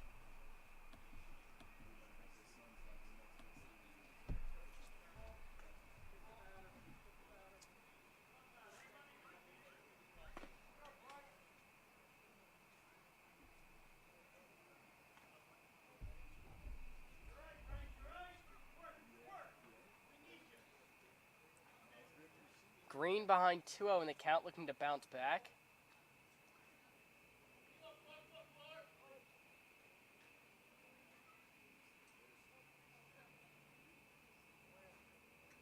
On its way.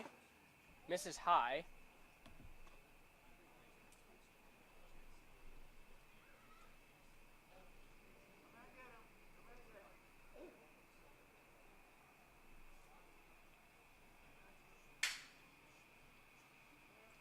On its way, and gets by Heffley as the runner on second will move up. And BCC threatening now, runners at the corners following the walk. As with 2 outs, they've got a chance to come back in this game a little bit.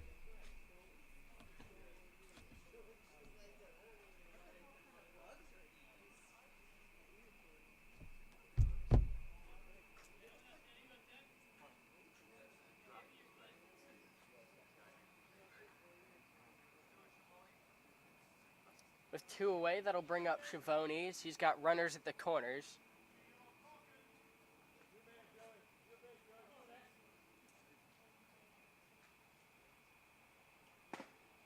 Big spot for both clubs as Rockville looking to keep this a 4-1 ball game. Meanwhile, Bethesda, a base hit here, makes things a little bit more interesting as Green gets ahead 0-1.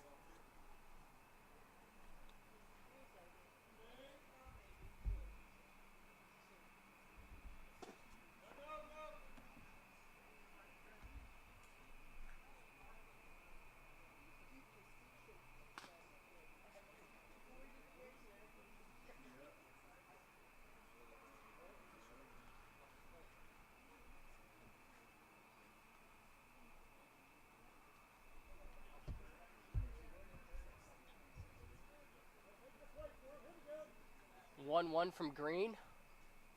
In there, strike two. Ooh, I take that back as that missed.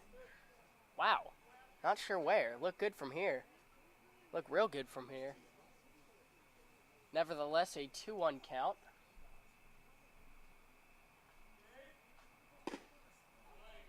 Outside, runs at 3-1. Green came in with 2 quick strikeouts following a walk, and now in danger of losing his second straight walk here. Yeah, walk here would load the bases with 2 outs, thankfully, but there's still, that would mean the inning would continue. Yeah, Rockville on the pitching side been living dangerously for a few innings as they have allowed some traffic on the bases. Bethesda has not been able to convert yet. As we'll see what happens now, Green got a foul ball, running the count full, as runners are at first and third now.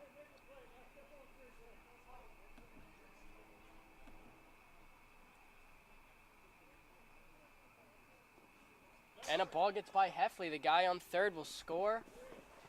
And this is a 4-2 ball game now. Green also giving up a walk on the play. Makes it first and second, still with 2 outs.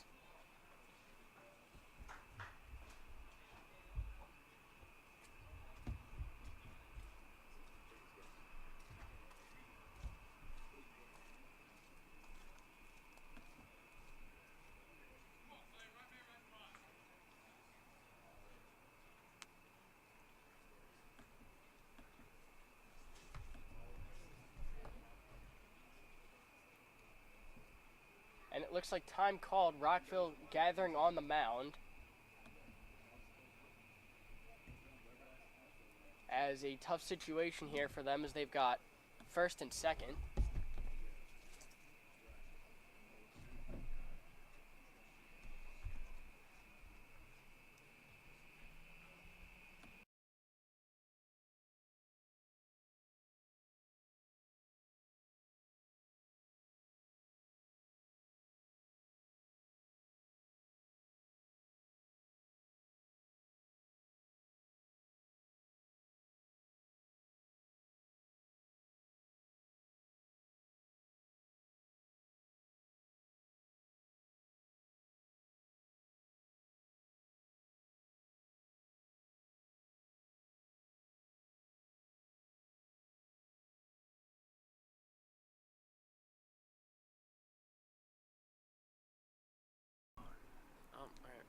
The meeting here is due to a problem on the mound as the home plate umpire is out to assess it.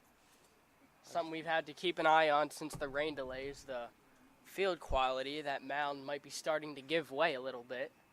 Well, as the pitcher here, Bryce Green, motioned somewhere, maybe to his head coach, to come out and talk to the home plate umpire and give a test to the mound there, see if there's any problems there. None that was present to the home plate umpire, and we get play underway here again. And Green over with a strike one. Big chance for him to battle back following the run surrendered.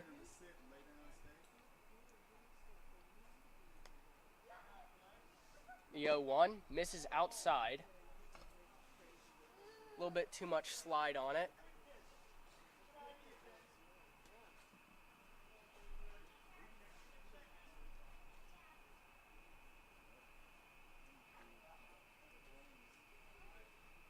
One. Catches inside. Good spot there. Runs at 1 and 2.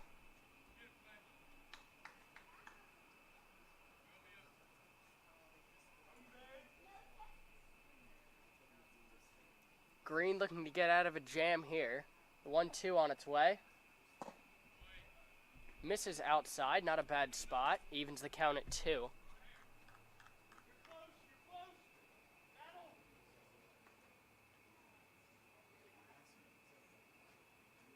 If you're Rockville, this is that point of the game you're holding your breath. They're trying to keep this lead here on top-seeded BCC. And a foul ball keeps the count at 2. Yeah, you're trying to hold on to this now, just a 2-run lead, and the tying run on first base. go-ahead run at the plate. Bryce Green coming in here with a little bit of traffic. We'd like to see him get out of this with one final strike here. 2-2 on its way. Bouncing ball to Hakopian at short. Hits the runner.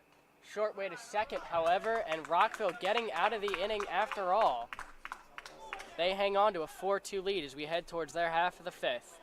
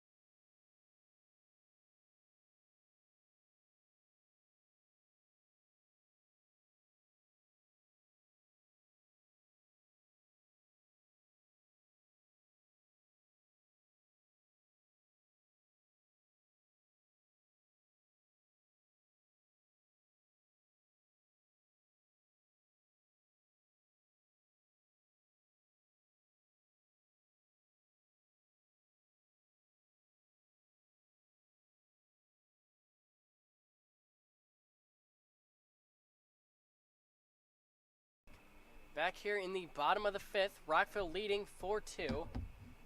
It'll be the top of the order due up, 1-2-3, as Kean Saylor steps in.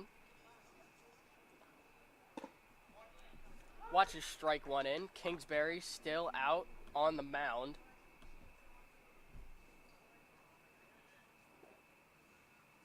He's at 80 pitches to this point in the fifth.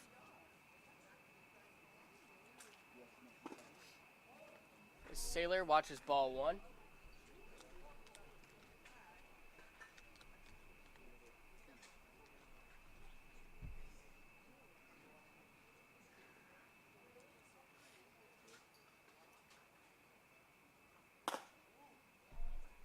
One misses high.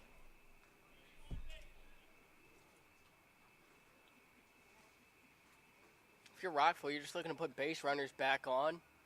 Load some traffic up on the bases, see if you can get the bullpen out.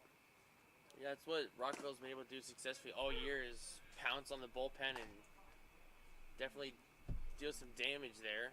So we have now a 2-run lead.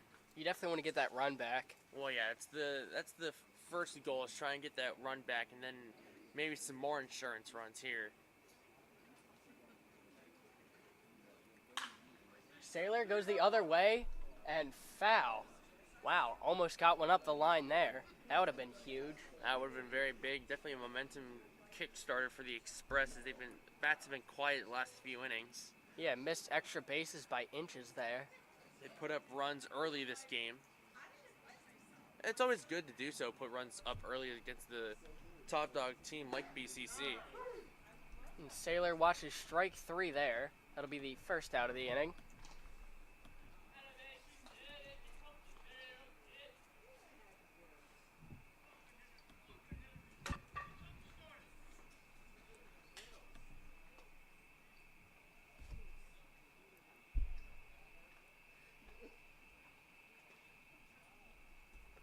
Orsini in now, had that clutch triple, scored 3 earlier in this ball game. That's what really got Rockville going. Yeah, well, that was, like you said, big 3 runs, as without that, the Express would be down 2-1 in this ball game.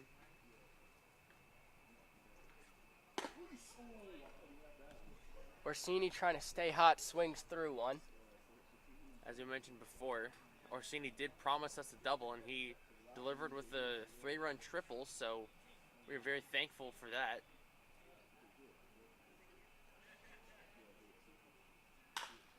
And goes the other way into foul territory. It'll run at 1-2.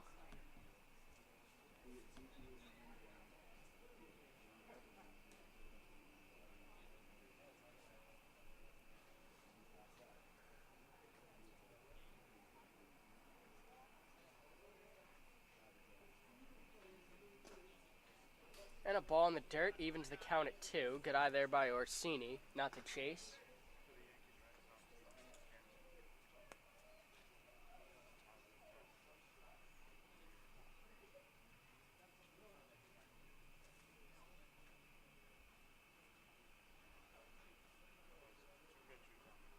Two from Kingsbury. And catches called strike 3. Rockville going down 1-2 so far on strikeouts. That'll bring up James Heffley.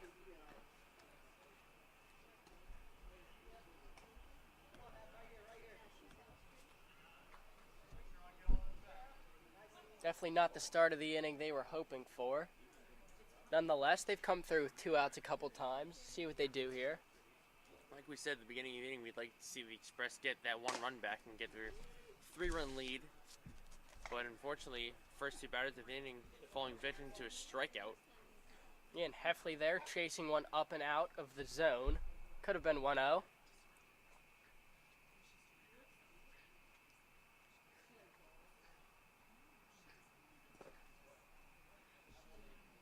Heffley just a few days ago got his first home run of the season as he sent one over the wall at St. Paul's High School.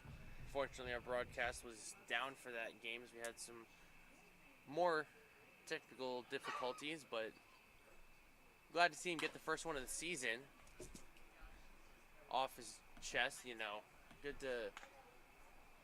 to know you've got that power. We've seen it as he's had multiple extra base hits this season, and finally one paying off as it gets over the wall and he gets a round tripper.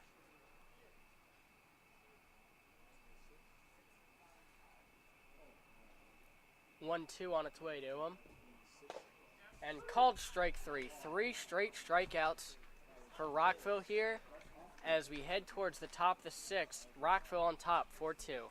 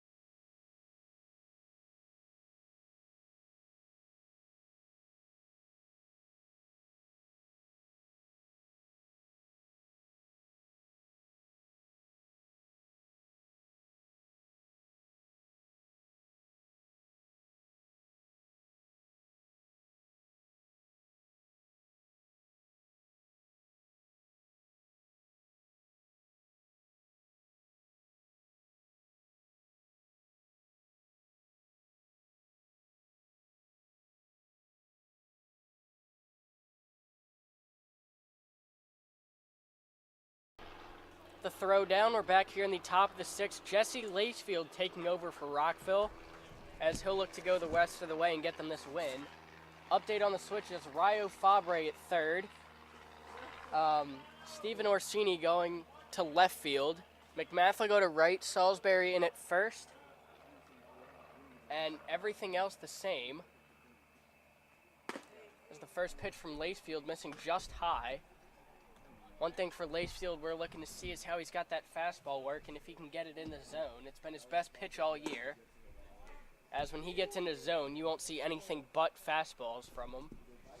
He's able to blow that fastball by a lot of the batters he faces. Yeah, he's got that upper velo, especially after you saw a guy like Zach Gibney throw early in the game with a little bit slower of a velocity. Well, then Bryce Green coming in, upping that velocity a little more, and then Lacefield upping it even more still.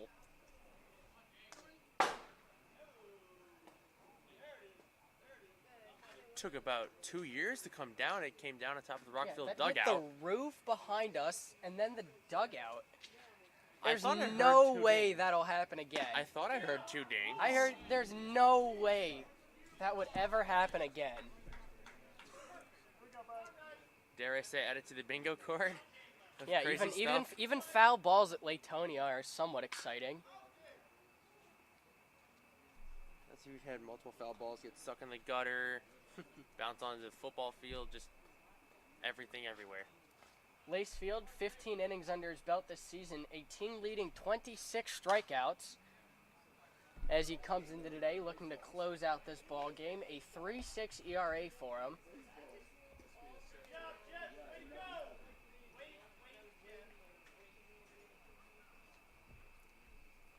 Full count on its way. And misses high and in. And that'll be a base runner for BCC as they get a leadoff walk. That leadoff walk can be huge for BCC's. That brings a tying run to the plate here. That it does. We know BCC has the ability to push balls out of the ballpark as they've done so 3 times against the Express. Last time they faced them on Tuesday.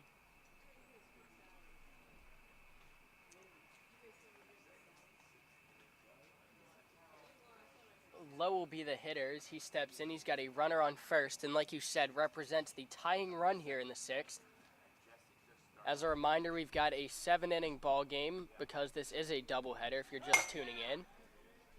As this one takes off on Lacefield, getting to the backstop, runner will advance. You definitely want to limit those.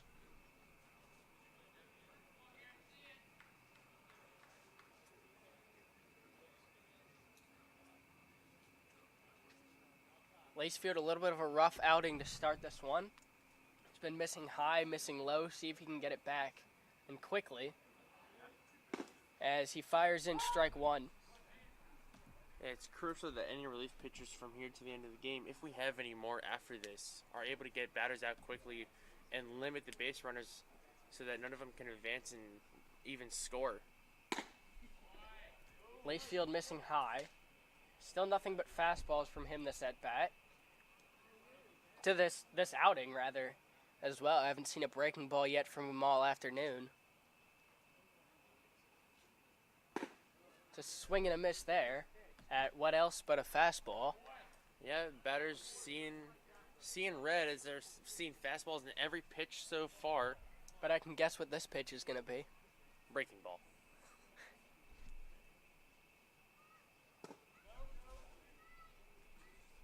Fastball misses low and outside, runs it full. Lacefield dealing with his 2nd full count of the evening. Looking to get the better hand in this match. As the pitch misses low, that'll be back-to-back walks from him to start this half of the 6th.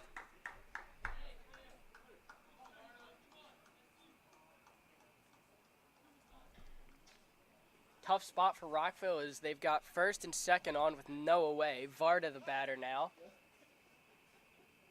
Yeah, this right now, BCC could definitely spell some trouble here. They've got 2 on, no out. And the go-ahead run in the batter's box here. Any more runners on base, and Rockville could really be in a hole. Lacefield getting ahead here, gets a strike one call. Varda unhappy with it.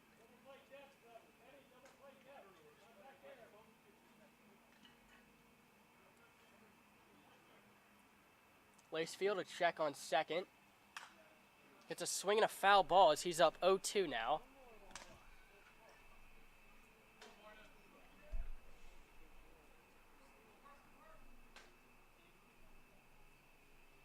Lacefield looking for a big out number one here. 0-2 on its way. Misses high.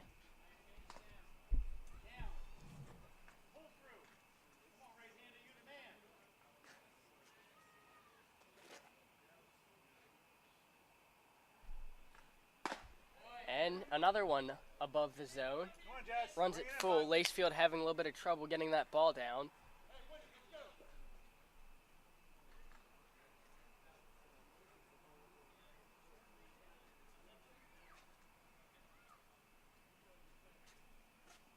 Two gets a swing and a miss for out number one. Good pitch there by Lacefield. Gets strikeout number 27 on the season for him. A big out number one there for Rockville. Yeah, definitely huge there as that would have been the go-ahead run. Go-ahead run is in the box again as that was the first out of the inning. But that's huge as this could lead to some momentum for the Express here. That leads BCC with just 5 outs left in this one. Lacefield missing high on the first pitch. Runs at 1-0. Come on, bud, bring it down. Same thing on the second.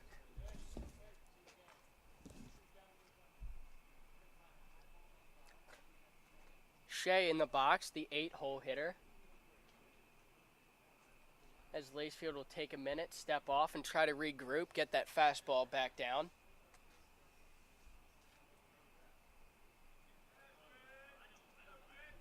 Two-0 coming home. In there for strike one.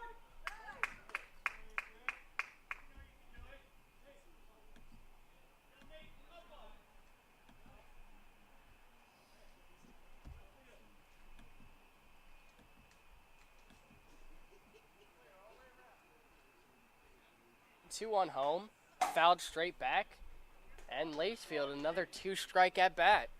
Yeah, another chance to put away a hitter here and decrease the chances of BCC scoring here with 2 on.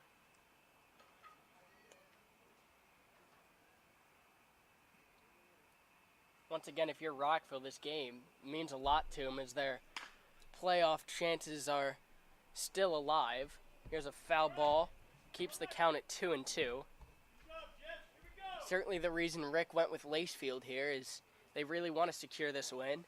Yeah, they need to secure this win, as we've mentioned many times throughout this broadcast, both games, that any wins they can get, they need. And Rick Price doesn't want to take anything less than a split in any double headers from now on.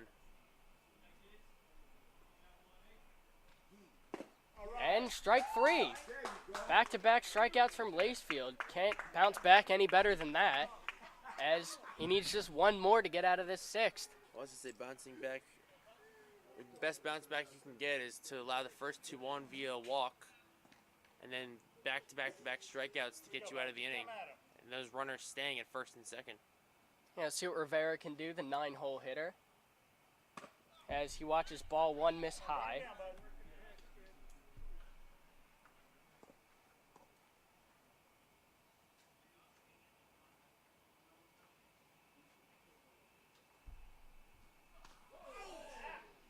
And takes one off the arm. That definitely had to hurt. That will load the bases now. As Lacefield hitting him on the arm.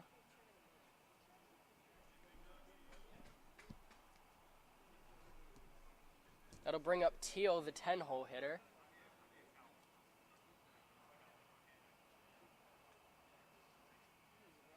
Looks as Jesse's asking for a towel as he can't grip the ball.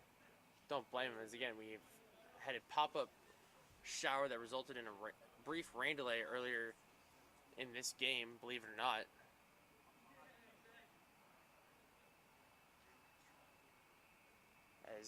any balls that aren't really caught by the catcher are going to pick up some dirt and some grass and maybe even a little bit of gravel here at Latonia.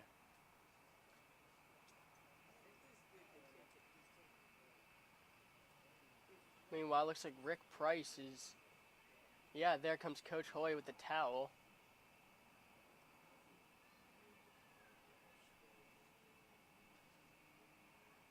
The stoppage play, we take it back to some highlights in this game. The big play, obviously, Steven Orsini with the base clearing triple, put Rockville up on the board. Solid start from Zach Gibney, and then Bryce Green, solid inning, gave up a run. And that's where we stand at this point, making it 4-2. Then Jesse Lacefield in the ball game, trying to work out of a bases-loaded jam right now. He's got 2 strikeouts in the inning. Also 2 walks and a hit batter. Yeah, not too characteristic of Lacefield here in his relief appearance as he has the bases loaded here. Hit a batter, walked a couple. So far has yet to surrender any runs. And he fires one low off the plate there, runs at 1-0.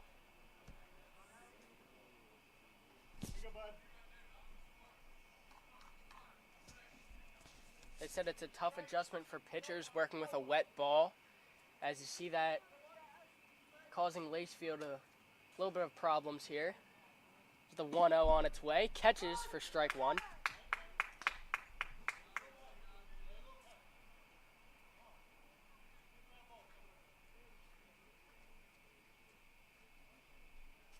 Lacefield on the windup. 1-1 on its way. Swing and a miss. Put him away, bud. Just 1 strike away from possibly the biggest at-bat of the game.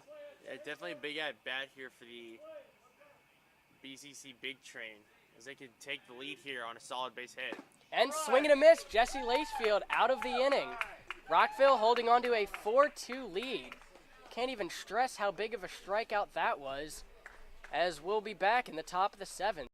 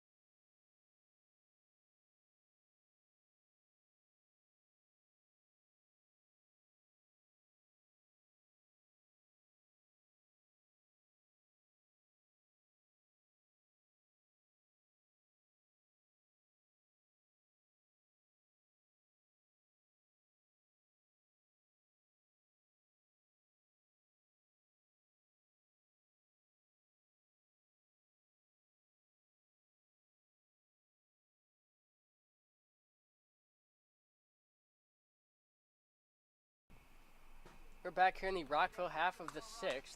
Ryo Fabre will lead it off. A pitching change. Tyler Wright, right-hander, takes the ball. Pitcher out of Wilson College. He looks to keep this score right where it is. Rockville really looking to add on to this lead, as that would be huge. Like we said, we surrendered a run, I believe in the 5th inning. And an unlucky play there for Fabres. He ducked on one at his head, however, hit the bat for strike one. Yeah, it's something that's always rough is that you dip out of the way of a pitch up high, but you don't bring the bat down with you, and it popped off the bat, and it's unfortunately ruled a foul ball.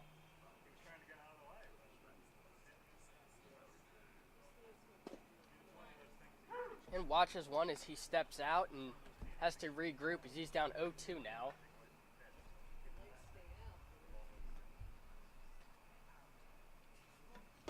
It'll be Jacoby and McMath due up this inning. Fabre sends one out towards left. Left fielder on the move and drops foul. Got just ahead of that one as he had solid contact on it. Yeah, it definitely flew out well away. Flew out a ways into left field. As you said, early contact, pulled it just foul. He's going to reset for the 0-2 again.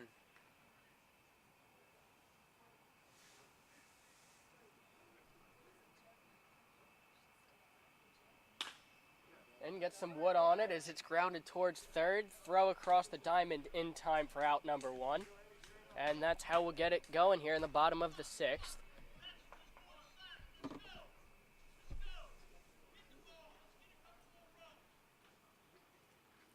Eddie Hakopian in now. Looking to get something started for Rockville here in the 6th, as any insurance runs would certainly help. You definitely want to go in to the top of the 7th in a safe spot.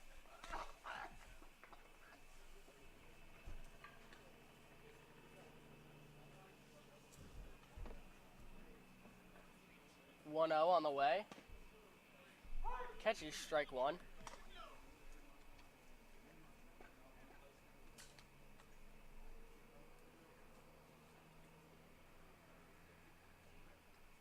One to Hakopian. Breaking ball, stuck with it, but swung through it for the second strike.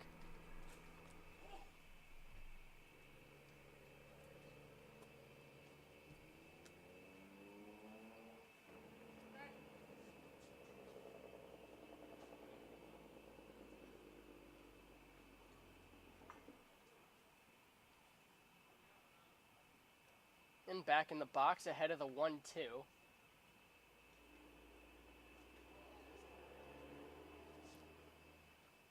And in the dirt, runs it even.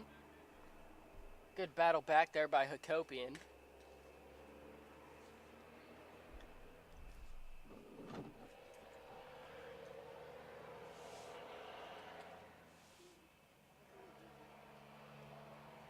Two. Swung on and missed. That'll be the second out of the inning, bringing up JT Money. Kobe might have injured his hand there on that last pitch.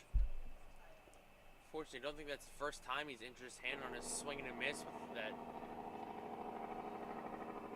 Yeah, we'll see. He was playing shortstop moments ago. We'll see if he goes back out in the 7th. He's one of the defensive anchors on this team for sure, as that would be a big blow if he can't get back in this one.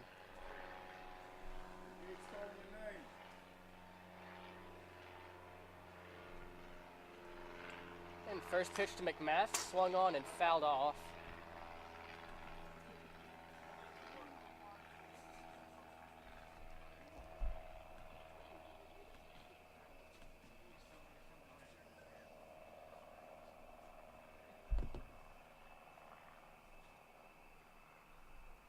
The 0-1 to McMath. Ground ball towards the right side. Fielded by second base, flip onto the pitcher covering.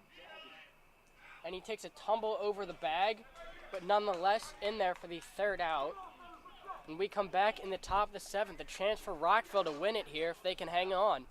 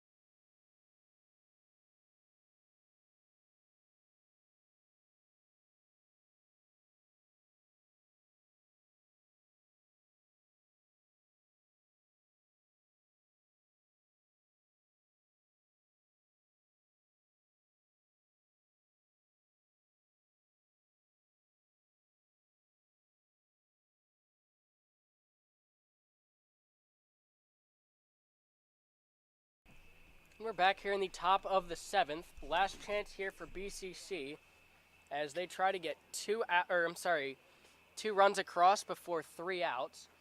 Jesse Lacefield looking to shut him down here.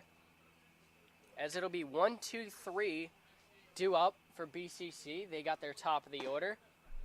Best watches strike 1 go by. Huge opportunity for Rockville here as they're just 3 outs away from knocking off the top dog.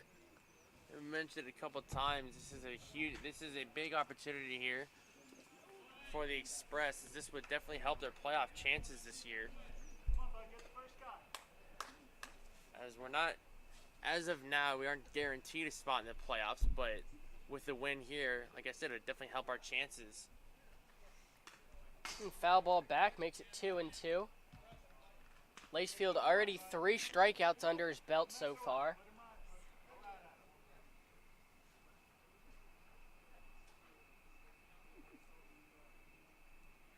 And a swing and a miss. There's number 4. Jesse Lacefield absolutely mowing down this BCC lineup. Just 2 outs away now.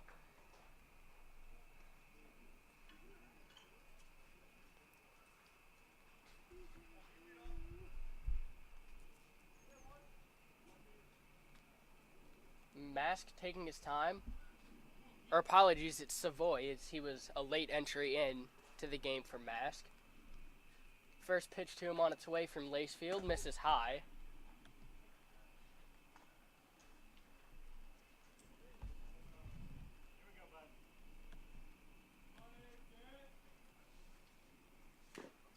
Fouled off, back into the mid of Heffley for the first strike. Could feel it in the air here at Latonia. Rockville almost done with this ball game. Just 2 more outs. Yeah, it's a 7-inning ball game that started around 7:50 p.m. Eastern, dragging on past the 10 o'clock hour here.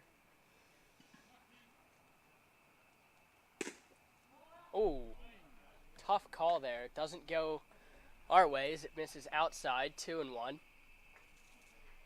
Believe it or not, it's starting to drizzle yet again. In there, strike 2. Is it really? Yeah, a little bit. Ever so lightly. I don't think it's going to amount to anything. Lacefield, another 2-strike count, looking for number 5 on the day as he misses high.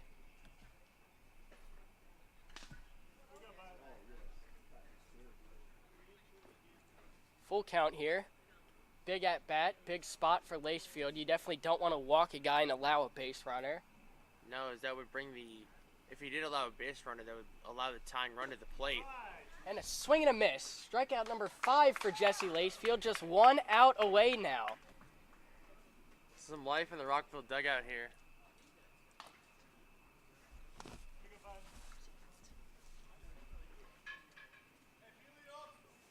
Come on, Jesse, 1 more out.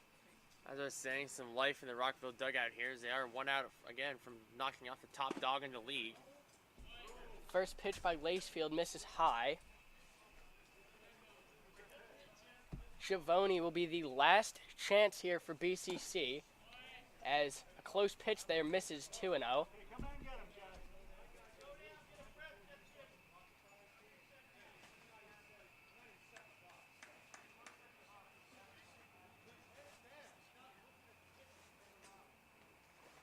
And a word from the BCC coach is he's accusing Lacefield of quick pitching.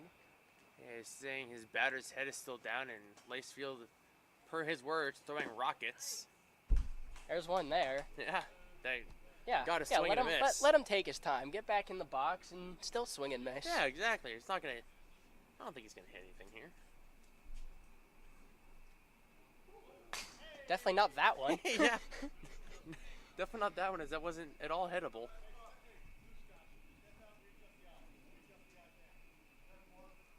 Yeah, that's what it is. He's raising the eye level about 7.5 feet. Raising the eye level above the. Raising the eye level to almost the same height as the batter there. Lacefield, big pitch on the way, the 3-1. and bounces about 59 feet, as this will be a 2-out walk.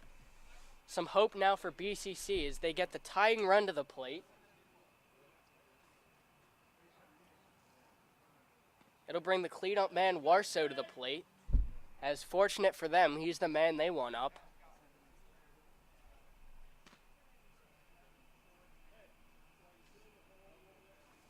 Yeah, like I said before, if anyone gets on base for BCC, that brings up the tying run here to the plate.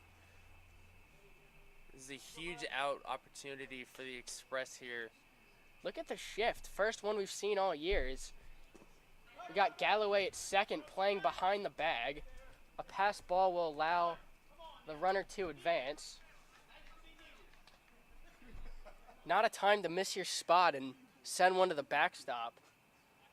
Now, not that there ever is an opportune time to do that, but especially not here when you're trying to cling on to a 2-run lead and that tying run being in the batter's box.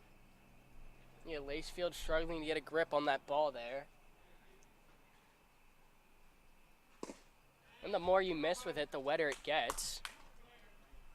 Yeah, we've seen here Jesse in this appearance has gotten frustrated with the feel of the baseball. Asked for a towel and gone to the rosin bag a few times. And misses outside there. That'll run it 3-0. Pitching cautiously to Warso, but you definitely don't want to bring up the go-ahead run. Yeah, we've already... Well, let's say, though, that Lacefield has gotten out of a bases-loaded jam without giving up any runs, but I don't want to speak too soon. As like you said, yeah, if he walks Warso here, that brings the go-ahead run to the plate. 3-0 on its way. Misses in the dirt. Good stop by Heffley.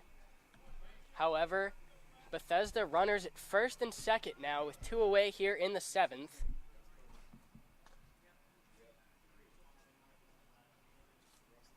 Rick Price asking for a mound visit gets denied as apparently he's had too many of those.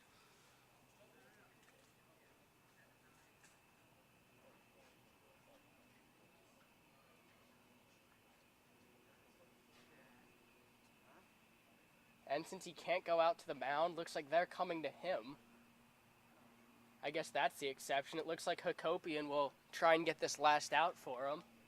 And Hakopian, who appeared to injure his hand on his last at-bat with a swing, looks to get a final out here, as Rick Price wasn't granted a mound visit as he's walking to the mound. I think that in large part had to do with Lacefield not being able to grip the ball. Rick Price taking the ball from him, and he'll go with Eddie Hakopian the rest of the way. We'll likely see Lacefield grab a glove and go out and play the infield.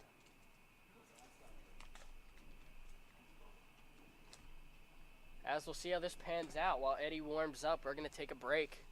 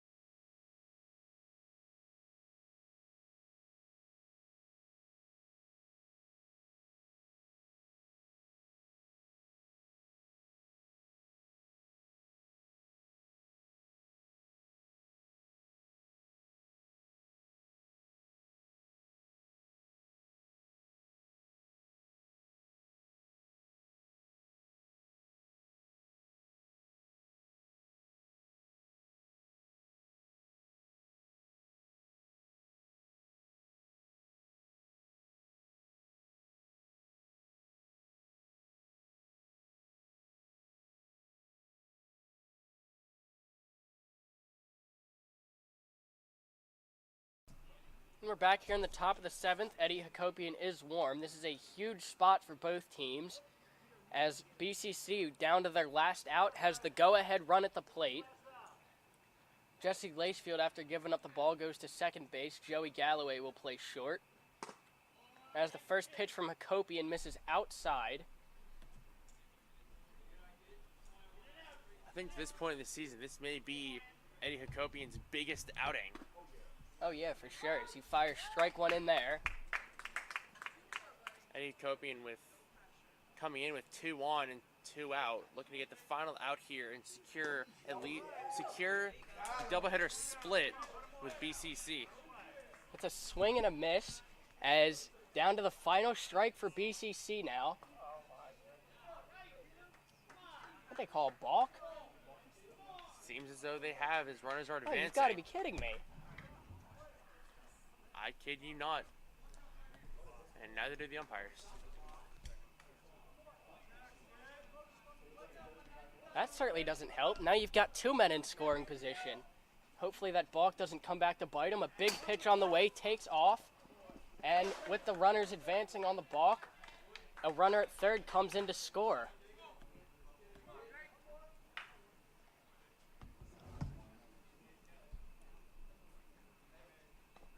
Wow, that was costly. I was saying before this inning started, I was getting a little nervous, but I know They're still up by 1. They're still up by 1. And they only need 1 strike. Come on, Eddie. 2-2 on its way. Close on the outside, does not get the call. Hef try to frame it up and doesn't get it. Sets up a very big 3-2, pitch on its way.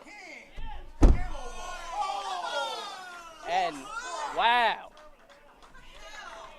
Seemingly caught the zone, does not, and I could tell you the displeasure, you could listen to it behind me. Wow, really wanted the strike 3 call there. So did the fans behind us. That'll bring up Lowe as he's got first and third now. Friend goes about halfway, and they don't want to toy around with him as he tried to get the run down. That would have possibly freed up that runner at third. Rockville taking the safe play there. Base to work with now as that misses in the dirt. Certainly can't do that with a runner at third. Now it's smart of the Express not to entertain the idea of trying to pick off that runner from first, as that would have possibly allowed the runner from third to score and tie this game. This inning going longer than it needs to. Hopefully it doesn't come back to hurt Rockville, as they've got a 2-0 count now. It's a swing and a foul ball back. Runs it 2-1. Eddie working himself back into this count. He's got that first strike. We don't need a strikeout. We just need an out any way we can get it without a run scoring. Hakopian the 2-1.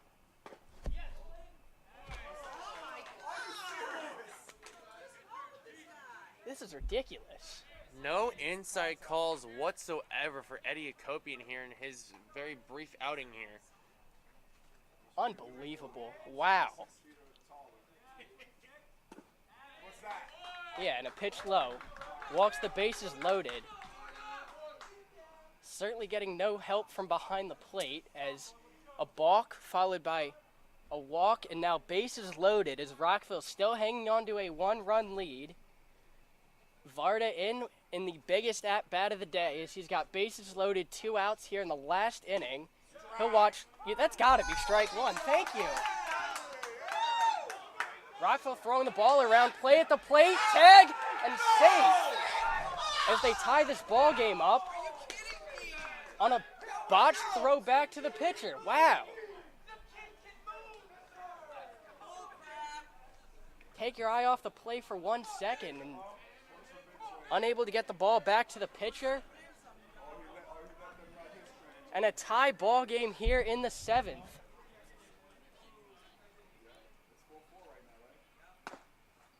Runners on the move as Rockville just breaking down now.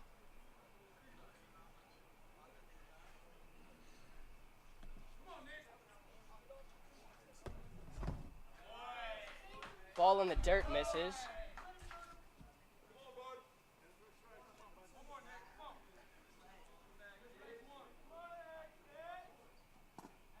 Two-one, also in the dirt. Rockville still living dangerously this inning, yet to give up a hit, but nonetheless 2 runs.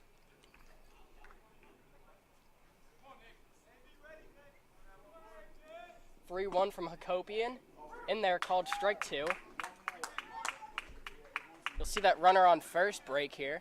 Yeah, with the 3-2 and 2 outs, runner on first, definitely on the move here, as the ball in play would spell danger. And he fights one off, fouling it just to the right side.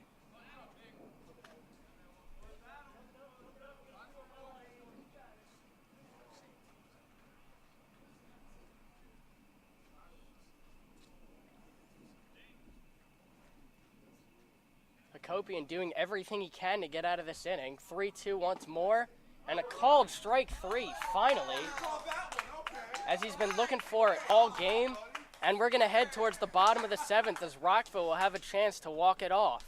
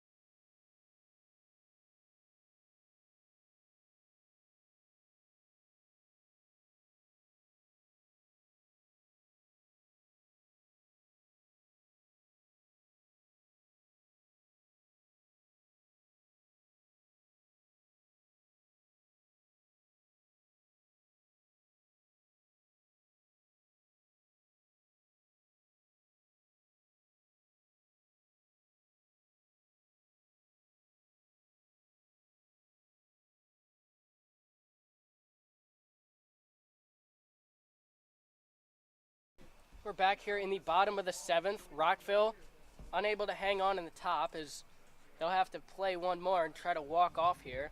7, 8, 9 due up. It'll be Salisbury, Lacefield, and Galloway. He was the late entry in the game for Zorball. Salisbury had a double earlier in game 1. Looking to get something started here as he fouls one away. Hey, it's the same plan for BCC. Get the first base runner on and let the rest follow. Move them around any way you can. Yeah, well, in case of BCC, we like a balk, a passed ball, a couple bad strike calls that were missed. Heckling fans behind us. The whole shebang. And the pig. The pig.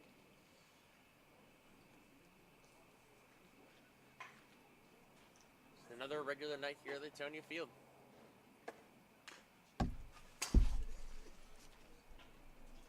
(1-1) fouled back at us, makes it 1-2. Let's go, Jesse. We need one over the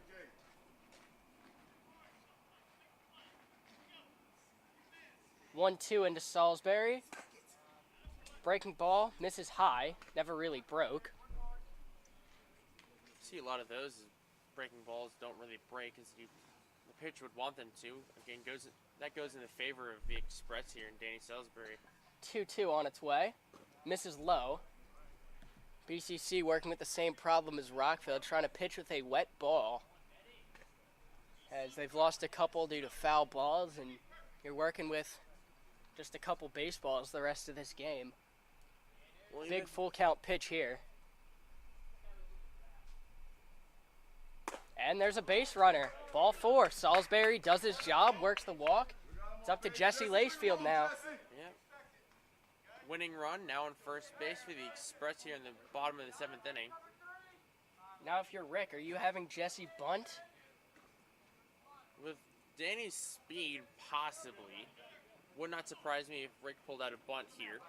Me, just watching how the pace of this game has been going, a lot of balls missing low, I'm not worried about it trying to get a bunt down, as a ball in the dirt would likely advance him anyway. Of course, you can never rely on that, but that's just the way this ball game's been going, if we're talking strategy. Rick, obviously a lot more experienced than me, however, as we've got a 2-0 count to Lacefield.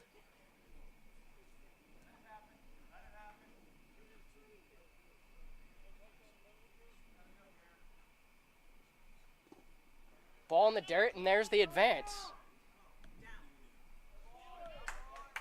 Told you. I think all we're missing now is a second base runner, a balk, and some really bad botched calls at the plate. And we've got and I think we would have a walk-off. Our second of the season at that. As we're drawing ever closer to it, a 3-0 count to Lacefield as he's got the winning run at second base.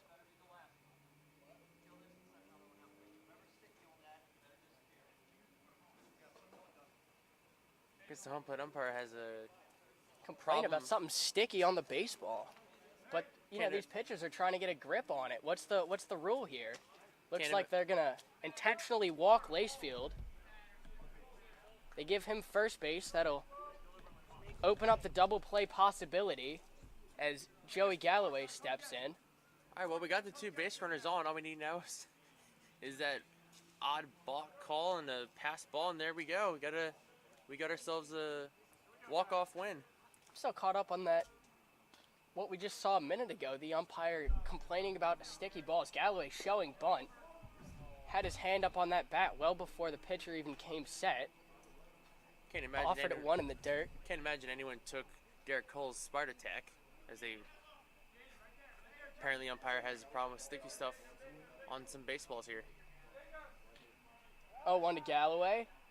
But prior to, a step off as they look Salisbury back. No outs here in the bottom of the seventh. Rockville with 2 on, including the winning run over at second base. Joey Galloway looking to get him in. Prior to the pitch, time was called. I have to say, quite a late call at that. As Wright was already in motion and almost had the ball out of his hand. And a balk called on a ball that ends up hitting Galloway anyway. And there it is. You were just calling it. I said we got That's the 2 balk, runners and now you on. need There's the wild balk. All we pitch. need is a wild pitch, and we win the game. Add it to the bingo card. Yeah, it was a dead ball as they called balk before. BCC will gather. We're going to take a break while they do. Oh, so, okay, Galloway does not advance because of the balk call. That'll give second and third for Rockville. So, yeah, Galloway goes back to the plate as the pitch did not count. That's taken one for no reason, I guess. Yeah, well, it is for a good cause, though, as runners do advance to second and third. That winning run 90 feet away with no outs. Yeah, we will see Alexander Woj come in and pitch now as he warms up.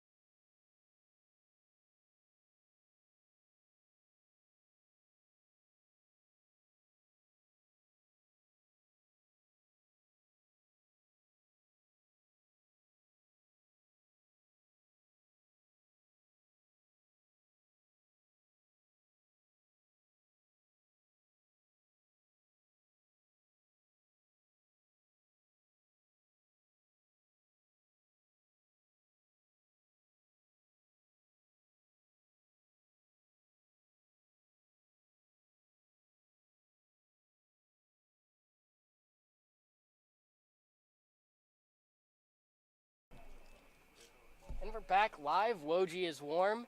BCC electing to intentionally walk Galloway to load the bases, giving them the force at home. It'll be Nate Bowman out of the 10th spot due up. Rick obviously knew what he was doing as he's got his guy up here. The leadoff man of the last, I would say, week, now batting with the bases loaded. So he watches a first pitch catch the outside. Bowman just looking to put the ball in play here. As with no outs, you've got that winning run on third base. Swinging a foul ball back, runs it 0-2 to him. It would be Saylor and Orsini due up next.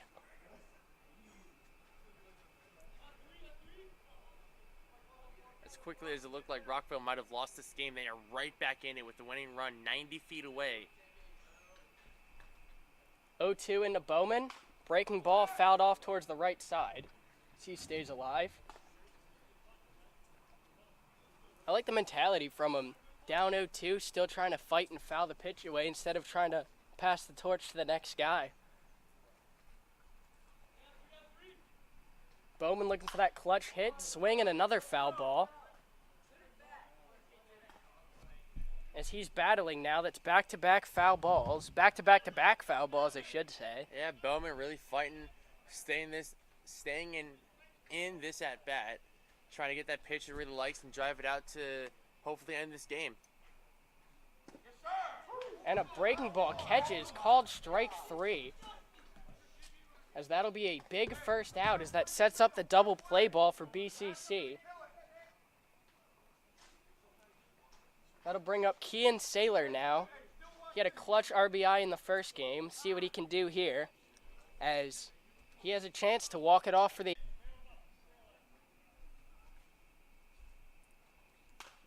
First pitch to Saylor, fouled off into the netting.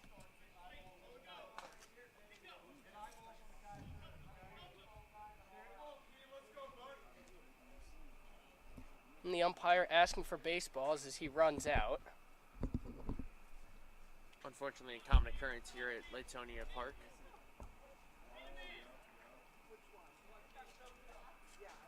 Oh, 1 to Saylor.